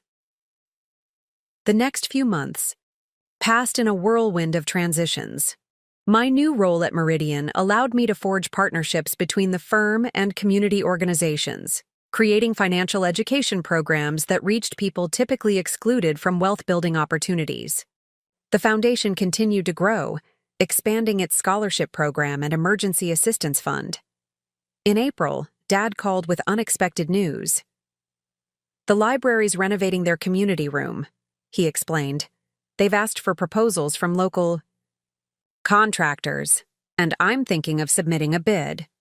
"Dad, that's wonderful," I said, genuinely pleased. "You haven't taken on a project in years." "I haven't had the confidence," he admitted, "but working with the foundation has reminded me that I still have skills to offer. Even if I don't get the contract, putting together the proposal feels like reclaiming something I thought was lost." His words echoed my own journey of reclamation, of self-worth, of family relationships, of hope for something better than what had been. A week later, Dylan texted me a screenshot of an email from the Minnesota Small Business Association, confirming his acceptance into their entrepreneurship incubator program. "Starting a design studio focusing on nonprofits," his message read. "Using what I learned from foundation work. Scared but excited. Thoughts?" I called him immediately. "Tell me more." "I've been freelancing for some of our foundation partners," he explained. "They need quality design work, but can't afford big agencies. I think there's a sustainable business model in providing professional creative services specifically for social impact organizations." I was impressed not just by the concept, but by the thoughtful analysis behind it. "You've really thought this through." "I had a good teacher," he replied, his voice warm. "Or rather, an intimidating sister who forced me to learn about profit, margins, and sustainable growth models." We laughed together, the sound free from the tension that had characterized our interactions for so many years. "The incubator provides shared office space and mentoring," he continued. "But I'll need to find startup capital." "Have you spoken with Margaret about a business plan?" I asked. "We've been working on it for weeks," he confirmed. "She thinks I should approach community development financial institutions rather than traditional banks. Better terms for social enterprise startups." His financial literacy, a concept that would have been utterly foreign to the Dylan of 2 years ago, struck me anew. "I think it's brilliant," I told him truthfully. "You've found a way to combine your creative talents with genuine social impact." "I'm not trying to be you," he said after a moment. "That was my mistake before, resenting you instead of finding my own path. This feels right because it's authentically me, just a more responsible version." In June, Mom retired from the library after 32 years of service. Rather than the quiet departure she'd always envisioned, she was celebrated with a community reception honoring her creation of the library's financial literacy program for teens, a direct offshoot of our foundation's work. "I never expected to leave a legacy," she told me as we prepared for the event. "I thought I'd just quietly shelve books until they gave me a gold watch and sent me home. Instead, you're changing how an entire generation in this community thinks about money," I pointed out. She adjusted her reading glasses, a nervous habit I recognized from childhood. It feels like a second chance to get things right. The reception was well attended, with former students sharing how her program had influenced their financial choices. A 16-year-old girl recounted how Mom's workshop had given her the confidence to open her first checking account and negotiate her initial salary at a summer job. Mrs. Whitman told us that financial confidence isn't about having money, it's about having knowledge, the girl explained. That changed everything for me. Watching Mom accept a plaque commemorating her contributions, I felt a complex surge of emotions.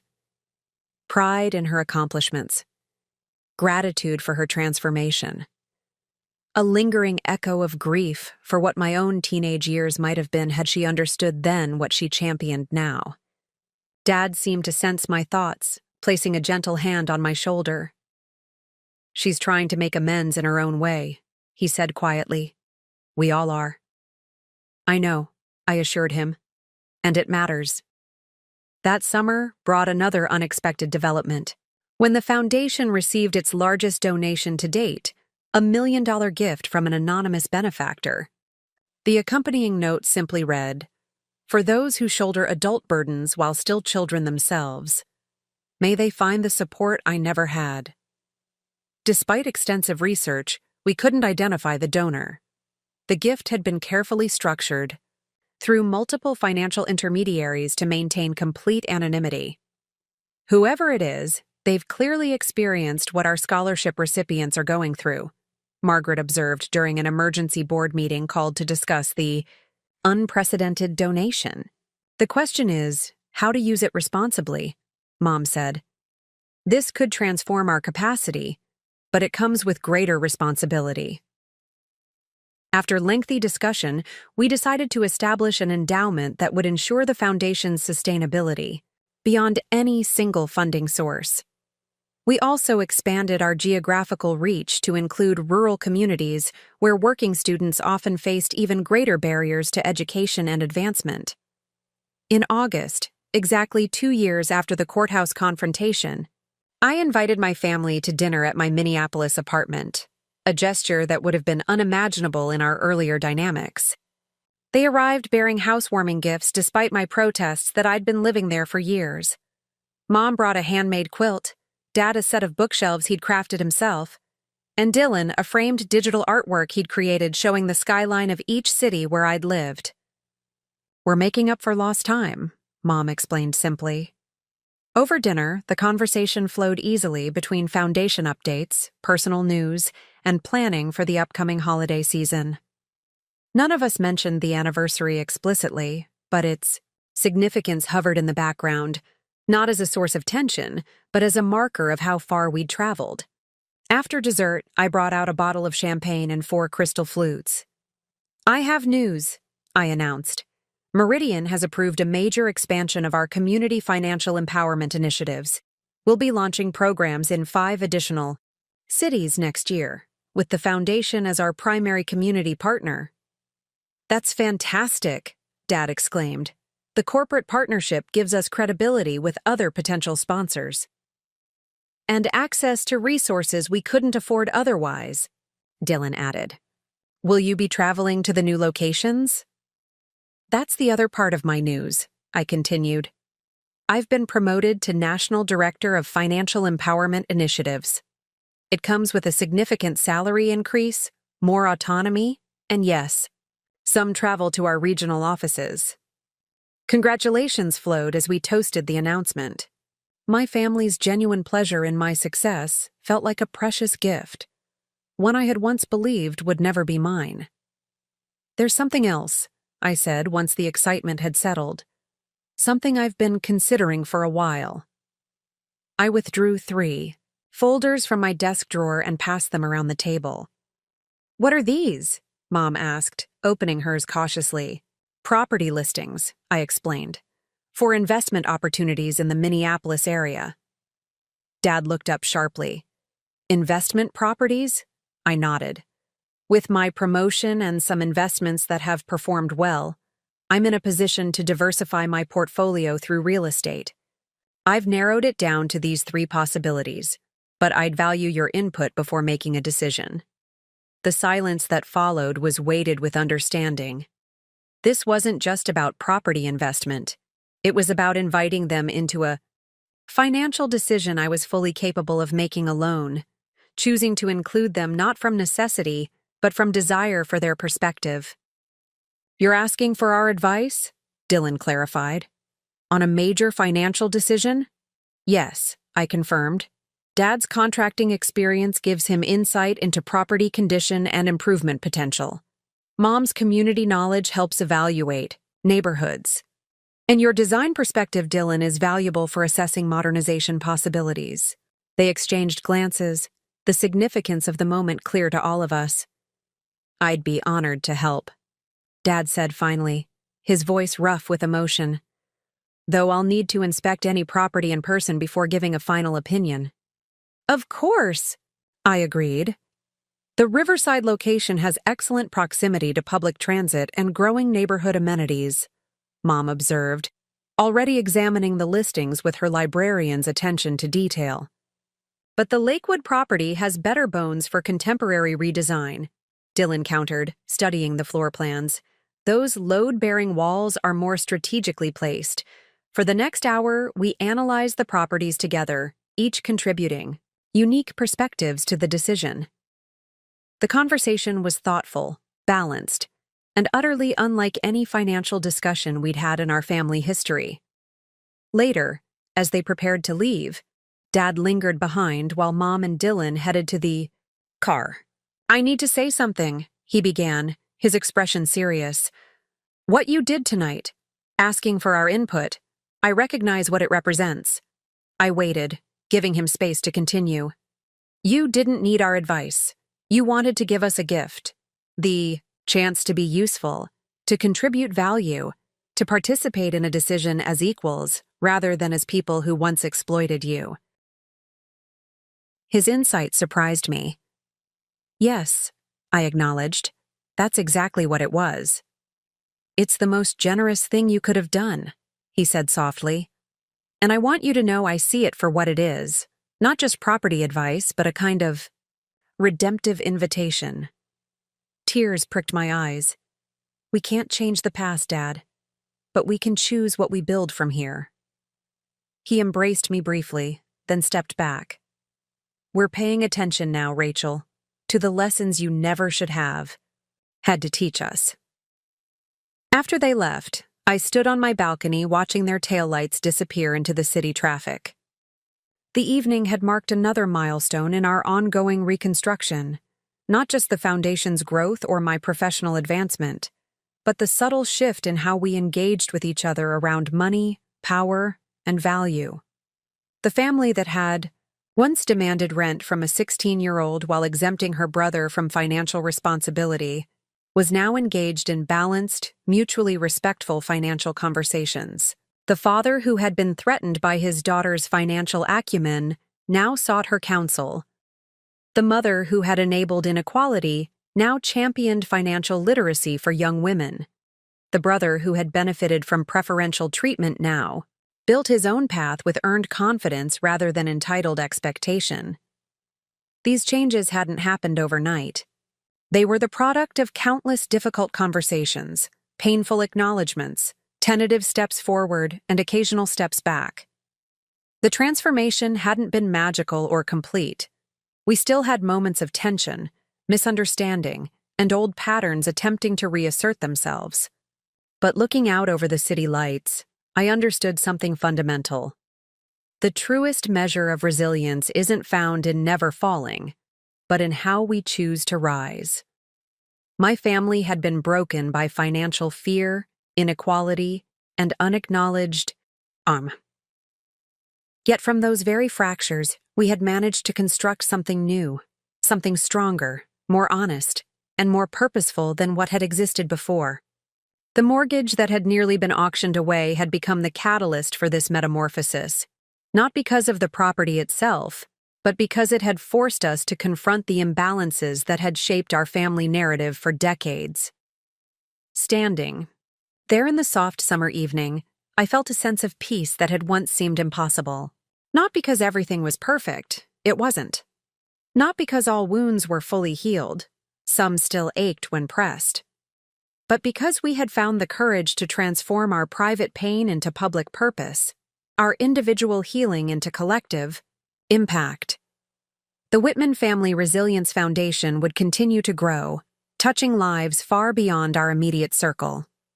My new professional role would expand financial education to communities traditionally excluded from wealth-building knowledge. Dylan's social impact design studio would help mission-driven organizations amplify their messages. Dad's renewed engagement with his craft would create physical spaces for community connection. Mom's retirement would provide more time for mentoring young women navigating financial independence. All of these expanding ripples had originated from that single moment of confrontation in the county courthouse, a moment when I had chosen to use my power not for revenge, but for the possibility of redemption. As I turned to go inside, my phone chimed with a text from Lydia Summers, our scholarship recipient now thriving in her nursing program. Just wanted to share some news. I've been selected for a prestigious hospital internship. Thank you for believing in me when it mattered most. I smiled, typing back my congratulations. Her message was the perfect reminder of what all our work was ultimately about, creating opportunities for others to write new financial stories, free from the limitations that had once defined their options. The path forward remained uncharted in many ways. There would be new challenges, unexpected obstacles, moments of doubt. But we were no longer walking that path in isolation or inequality. We were moving forward together, building something meaningful, from the broken pieces of our past, not perfect, but purposeful, not without scars, but ultimately stronger at the very places where we had once been torn apart. 5 years after the courthouse confrontation, I stood at the podium in the grand ballroom of the Renaissance Hotel, looking out at a crowd of over 500 attendees. The 5th annual Whitman Family Resilience Foundation Gala had outgrown the convention center, becoming one of Minneapolis's premier charity events. When we began this journey, I said into the microphone, we had a simple mission: to support working students facing financial challenges similar to those I experienced as a teenager. What started as a personal response to family inequality has blossomed into something far more profound than we could have imagined. Behind me, a multimedia presentation showcased our foundation's growth. 67 scholarship recipients, now attending colleges nationwide. 12 emergency assistance centers established in communities across Minnesota and Wisconsin. Financial literacy programs implemented in over 200 schools. Mentorship initiatives connecting successful professionals with ambitious teens from disadvantaged backgrounds. Tonight marks a significant milestone, I continued. With your support, we're launching our most ambitious initiative yet, the Resilience Institute. The screen shifted to architectural renderings of a modern building with expansive windows and collaborative spaces. This dedicated campus will house all our programs under one roof: educational workshops, career development resources, emergency, financial services, counseling support, and a research center focused on breaking cycles of economic inequality. But most importantly, it will stand as a physical testament to the possibility of transformation. In the front row, my family watched with expressions of quiet pride. Dad, now 72. His hair completely silver, but his posture still strong. Mom, elegant in a dress she'd splurged on without apology or guilt. Dylan, confident in the tailored suit that reflected his thriving design studio's success. I'd like to invite my family to join me, I said, gesturing toward them. Without their willingness to confront difficult truths and commit to genuine change, none of this would exist. As they made their way to the stage, I felt a familiar tightening in my chest, the complex emotion that always arose when I considered our journey. Not pure joy, not perfect resolution, but a hard-earned peace that acknowledged both past wounds and present possibilities. The Whitman family story isn't a fairy tale, I told the audience as my parents and brother joined me at the podium. It's a human story, with mistakes, inequality, and pain, but also with courage, growth, and ultimately, purpose. Mom stepped forward to the microphone. 7 years ago, I was part of a system that charged my teenage daughter rent while allowing my adult son to live expense-free. I justified this inequity with phrases like teaching responsibility and preparing for the real world, never acknowledging the double standard or the burden it placed on a child who deserved protection instead of exploitation. Her public acknowledgement, spoken without defensiveness or excuses, still had the power to move me. The woman who had once avoided difficult conversations now faced them directly, with humility and resolve. Dad spoke next, his contractor's hands steady on the podium. When our mortgage went into default and faced auction, Rachel could have walked away. After the way we'd treated her, no one would have blamed her. Instead, she purchased the mortgage herself and created options that allowed us to keep our home while addressing the underlying patterns that had damaged our family. She transformed a financial crisis into an opportunity for healing. Dylan took his turn, his confidence tempered with a self-awareness that had been absent in his younger years. As the brother who benefited from this inequality, I was the last to recognize it. I accepted privileges as entitlements without questioning their source or cost. The Foundation's work reminds me daily that financial patterns reflect deeper values, and that changing those patterns requires more than just different transaction amounts. It requires a fundamental shift in how we recognize human worth.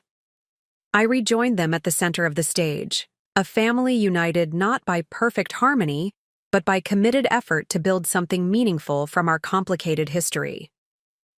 The Resilience Institute will break ground next month on land that once housed a foreclosed shopping center, I explained.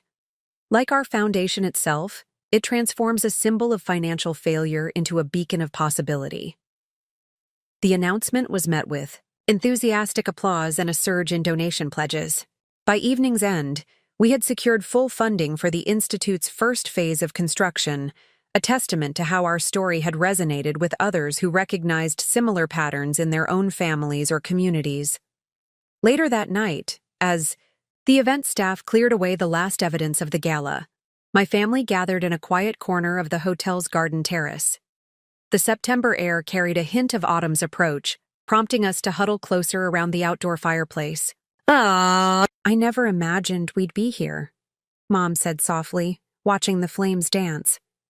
Not just at this beautiful event, but here, together, building something that matters. From mortgage default to fully funded institute in 5 years, Dad marveled. It's almost unbelievable. What's truly unbelievable, I pointed out, is how different our conversations about money have become. Remember our first family dinner after the courthouse? How carefully we all chose our words, afraid to trigger old wounds? Dylan nodded. Now we discuss scholarship eligibility criteria and endowment investment strategies over breakfast like it's completely normal. We laughed, the sound carrying into the night sky. Our financial discussions had indeed evolved from tension-filled minefields to productive exchanges of ideas and perspectives. Money talk, once wielded as a weapon in our family, had been transformed into a tool for collective impact. I've been thinking about what comes next, I said after a comfortable silence. For all of us, individually and together. You're not stepping back from the foundation?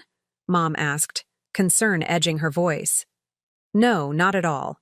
But with the Institute breaking ground and our programs well established, I've been considering how we expand our impact beyond direct services. I outlined the vision that had been taking shape in my mind for months, a policy research initiative that would address systemic barriers preventing economic mobility, working with legislators to reform predatory lending practices targeting vulnerable teens, partnering with employers to create development pathways for working students. The individual support we provide is vital, I explained. But we also need to address the systems that make that support necessary in the first place. Dad leaned forward, his expression thoughtful. You're talking about moving from treating symptoms to addressing causes. Exactly. And that requires a different kind of engagement, one that confronts entrenched interests and challenges conventional wisdom about who deserves economic opportunity and who doesn't. Dylan's eyes lit with understanding. Like how our parents believed I deserved. Support while you deserve challenges. That wasn't just a family decision. It reflected broader societal assumptions about resilience, gender roles, and who should bear financial responsibilities. His insight impressed me. My brother, once oblivious to his own privilege, now recognized its structural dimensions. Precisely, I confirmed. Our family's story was personal, but it wasn't unique. The patterns we're working to change exist at multiple levels: individual, familial, institutional, and systemic. Mom straightened her shoulders, determination settling across her features. Then we expand our work. The Institute provides the platform, but we need to think bigger. The conversation that followed lasted well past midnight, spilling from the terrace to the hotel lobby to Dad's car as he drove me back to my apartment. We debated approaches, evaluated potential partnerships, and brainstormed funding strategies for this expanded vision. By the time I unlocked my front door, we had outlined an ambitious 5-year plan to complement the Institute's direct services with advocacy, research, and policy initiatives designed to address the root causes of economic inequality for working youth. The journey from personal grievance to structural change had been neither simple nor linear. There had been setbacks. Along the way, moments when old patterns threatened to reassert themselves, when the weight of past wounds made forward movement seem impossible. 6 months after our reconciliation began, Dad had reverted to old habits during a foundation budget meeting, dismissing my concerns about overextension as excessive caution in a tone that echoed our earlier dynamics. The moment had frozen, us all, the ghost of our past inequality suddenly present among us. I apologize, he'd said after a tense silence, recognition dawning in his eyes. I'm falling into old patterns. Your caution isn't excessive, it's prudent. Please continue. His self-correction, offered without defensiveness, had marked a significant milestone in our healing. The patterns remained, but our awareness of them had sharpened, allowing us to interrupt harmful dynamics before they regained momentum. Similarly, 3 years into our work together, Dylan had experienced a crisis of confidence when his design studio faced temporary financial struggles. The pressure had triggered anxiety patterns from his youth, leading him to expectation of rescue rather than partnership. I'm not asking you to save me, he'd clarified during a difficult conversation. I'm asking for your perspective as I navigate this challenge myself. The difference matters to me.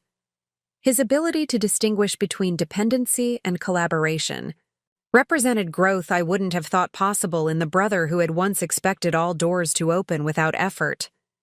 As for Mom, her transformation had perhaps been the most profound. The woman who had once enforced unequal financial expectations between her children now championed equity with fierce determination. When a local business leader questioned our scholarship program's emphasis on supporting working students rather than those with the highest academic achievements, she had responded with quiet authority. Academic excellence nurtured in comfortable circumstances tells only part of the story, she'd explained. We're investing in young people who demonstrate resilience in challenging conditions, those who work not just for personal advancement, but often for family survival. Their type of excellence deserves recognition too. These moments of evolution, large and small, had accumulated over the years, gradually replacing destructive patterns with constructive ones. Not perfectly, not without occasional regression, but with increasing consistency and awareness. The groundbreaking ceremony for the Resilience Institute took place on a crisp October morning. the Minnesota landscape ablaze with autumn colors. Community leaders, corporate sponsors, past scholarship recipients, and foundation partners gathered to witness the symbolic first shovel of dirt that would begin construction. As the featured speaker, I stood before the assembled crowd, looking out over the vacant lot that would soon house our vision. Wind rustled through nearby trees, carrying the scent of fallen leaves and fresh possibilities. "This land has a story," I began. "Once a thriving shopping center, then a foreclosed property, now the future site of an institute dedicated to economic resilience. Its transformation mirrors the journeys of those we serve, and indeed, my own family's path." I gestured toward the golden shovels waiting to break ground. "When we turn these shovels today, we're not just beginning construction on a building. We're continuing the vital work of excavation, digging beneath surface financial transactions, to uncover the values, assumptions, and narratives that shape economic opportunity." In the front row, I spotted familiar faces from various chapters of our story. Vivian Rhodes, my mentor who had first alerted me to my parents' mortgage crisis. Margaret Wells, the financial counselor who had guided our family through difficult conversations. Lydia Summers, our first scholarship recipient, now completing her nursing degree and serving on our youth advisory board. 5 years ago, I stood in a courthouse prepared to reveal that I had purchased my parents' mortgage. An action born from a complex mix of justice-seeking and pain. I couldn't have imagined then that this private family reckoning would evolve into a community-wide commitment to creating more equitable financial futures. I introduced each family member, inviting them to join me near the ceremonial shovels. My father, Robert Whitman, who has taught us that it's never too late to acknowledge mistakes and commit to different choices. Dad stepped forward, nodding to acknowledge the applause. My mother, Susan Whitman, whose work developing financial literacy curricula for young women has reached thousands of teens nationwide. Mom joined him, her eyes bright with emotion. My brother, Dylan Whitman, whose social impact design studio not only created the Institute's visual identity, but has become a leading voice for accessible communication about financial concepts. Dylan completed our line, standing tall beside me. And our extended family, I continued.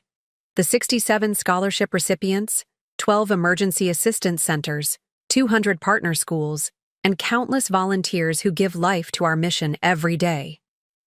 Together, we lifted the ceremonial shovels and broke ground on the Resilience Institute.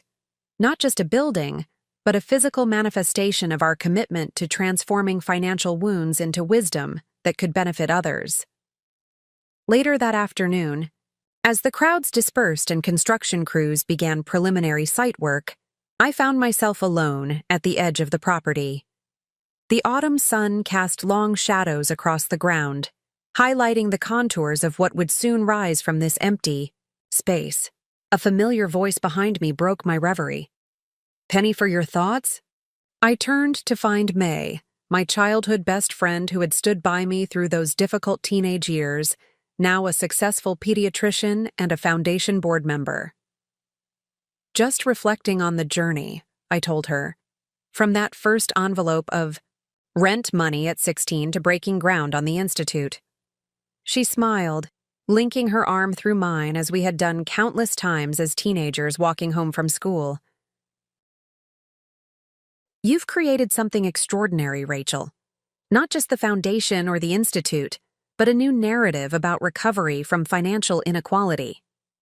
"We've created it," I corrected her. "All of us together." "True," she acknowledged. "But it started with you refusing to accept that the story had to end with resentment and separation. You chose a different path." Her words reminded me of a conversation with one of our scholarship recipients, a young woman named Zara who had been working 30 hours weekly at a local factory while maintaining honor roll status. When I asked what kept her going during the most challenging times, she had replied simply, "The belief that my current circumstances aren't my final destination, that I'm passing through this difficult place not living in it permanently. That perspective, recognizing hardship as a passage rather than a permanent address, had become central to the Foundation's philosophy. We didn't pretend financial struggles were easy or fair, especially for young people shouldering adult responsibilities. But we insisted that such circumstances need not define one's entire trajectory. "What's next for you personally?" May asked, as we walked the perimeter of what would become the Institute campus. "You've accomplished so much professionally. Is there anything still missing?" Her question prompted me to consider the different dimensions of my life. Professionally, the Foundation's growth had exceeded my most ambitious expectations. My role at Meridian had evolved into a platform for industry-wide advocacy around inclusive financial services. The family relationships I had once believed beyond repair had transformed into partnerships built on mutual respect and shared purpose. Yet something still felt unfinished, not in my external accomplishments, but in my internal journey. "I'm still working on fully separating my self-worth from financial metrics," I admitted. "Those early years of having to earn my place through rent payments left deeper marks than I sometimes acknowledge." May nodded, understanding in her eyes. She had witnessed firsthand how my family's unequal financial expectations had shaped my relationship with money, success, and belonging. "The final piece might be forgiveness," she suggested gently. "Not for them, you've already extended that generously, but for yourself." "Forgiveness for what?" I asked. "I didn't do anything wrong." "For believing, even briefly, that your value was connected to your financial contribution, for internalizing the message that you had to earn your place in your own family, for carrying that burden alone for so many years." Her insight struck a chord within me, identifying a lingering wound I had overlooked while focusing on external reconciliation. Even as I had facilitated healing within my family system, part of me still carried the hypervigilance, the need to prove my worth, the belief that security must be earned through extraordinary effort. "You may have transformed your family's financial patterns," May continued, "but have you fully released yourself from the belief system they initially instilled? The one that said love and belonging are conditional on financial contribution?" I considered her question carefully. "I'm not sure. It's become so embedded in how I operate in the world. The drive, the independence, the financial discipline. Separating the adaptive strengths from the underlying wound isn't simple. Maybe that's the next chapter of your resilience story," she suggested. "Not just external impact, but internal liberation. Freedom from the need to justify your existence through achievement or financial contribution."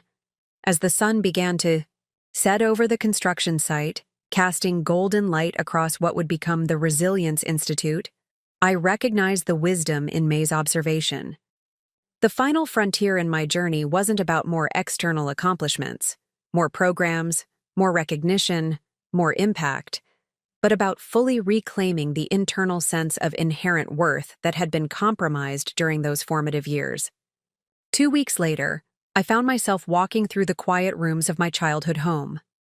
Mom and Dad had decided to downsize to a single-level townhouse more suitable for their advancing years, and we were sorting through decades of accumulated possessions. In my old bedroom, long since converted to a home office, I discovered a shoebox tucked high on a closet shelf.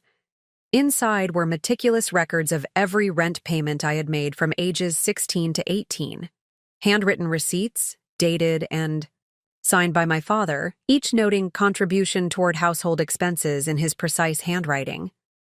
Beneath these receipts lay something unexpected, a small leather-bound journal. Opening it revealed my mother's handwriting, entries dated to correspond with my payment schedule. "Rachel paid her rent today," one entry read. "Robert insists." This is teaching her responsibility, but the look in her eyes. I know we're doing something wrong. If we lose her trust, no amount of life lessons will be worth it. But we need the money, and she's so capable. God forgive us for leaning on our child this way. Page after page documented my mother's private, Conflict. Her awareness of the inequality. Her silent disagreement with my father's justifications. Her fear of their financial collapse. Her guilt about relying on my teenage income. The final entry, dated just after I left for college, read simply, "She's gone now, determined and independent, just as we claimed we wanted. But at what cost?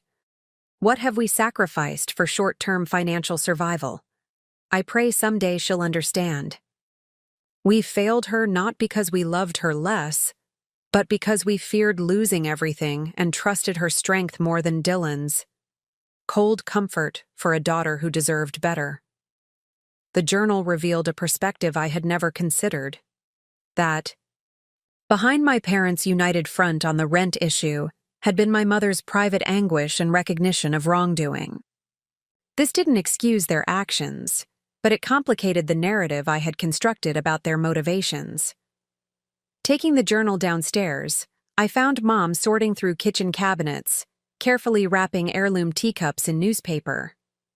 "I found this," I said quietly, placing the journal on the counter between us. She froze, recognition flickering across her features. "I wondered what happened to that." "You knew all along that it was wrong," I said, not accusingly but seeking understanding. "Why didn't you say something? Stand up for me?" She abandoned the teacups, wiping her hands on her apron before responding. "Fear," she admitted simply. "Fear of financial ruin. Fear of your father's pride being wounded further as his business failed. Fear of Dylan's fragility if pushed too hard. And perhaps most shamefully, fear of acknowledging that I was complicit in treating my children unequally." Her honesty, brutal and complete, created space for a question I had never directly asked. "Did you ever consider what it was doing to me? How it might shape my understanding of love and family and belonging?" "Every single day," she whispered, tears filling her eyes. "It was the first thing I thought about each morning and the last thing before sleep." But by the time I recognized the full impact, patterns were established, dependencies created.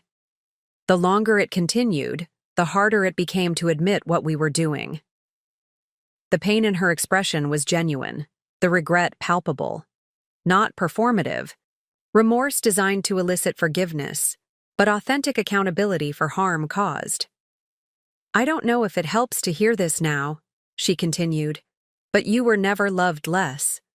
You were trusted more, inappropriately, unfairly, in ways that no child should be burdened.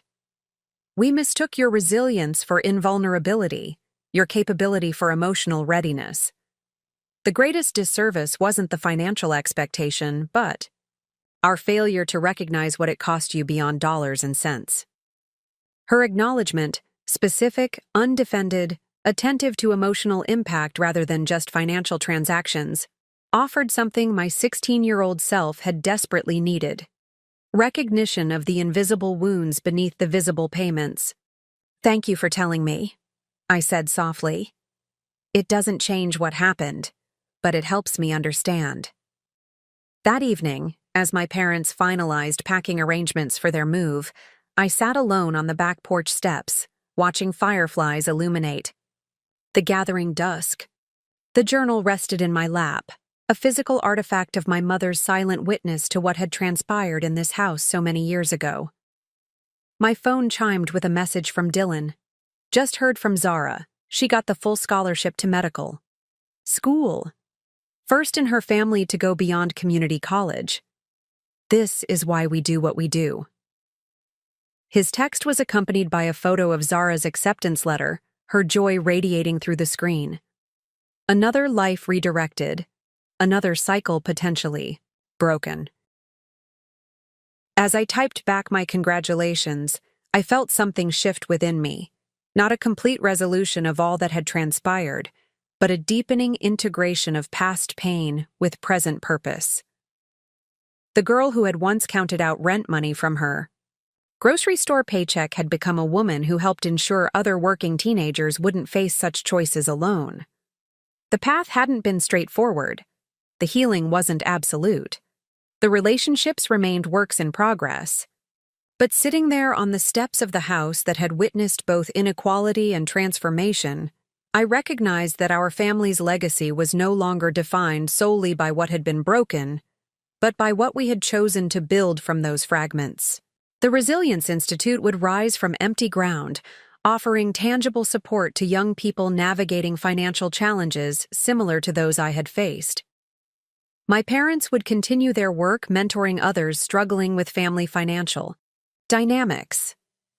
Dylan would use his creative talents to make complex economic concepts accessible to those most affected by financial exclusion, and I would lead these collective efforts while continuing my own journey toward internal liberation from outdated beliefs about conditional worth.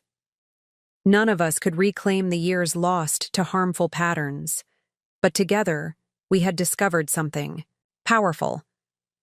When financial wounds are brought into the light with courage and compassion, they can become the foundation not just for personal healing, but for meaningful change that extends far beyond any single family's story.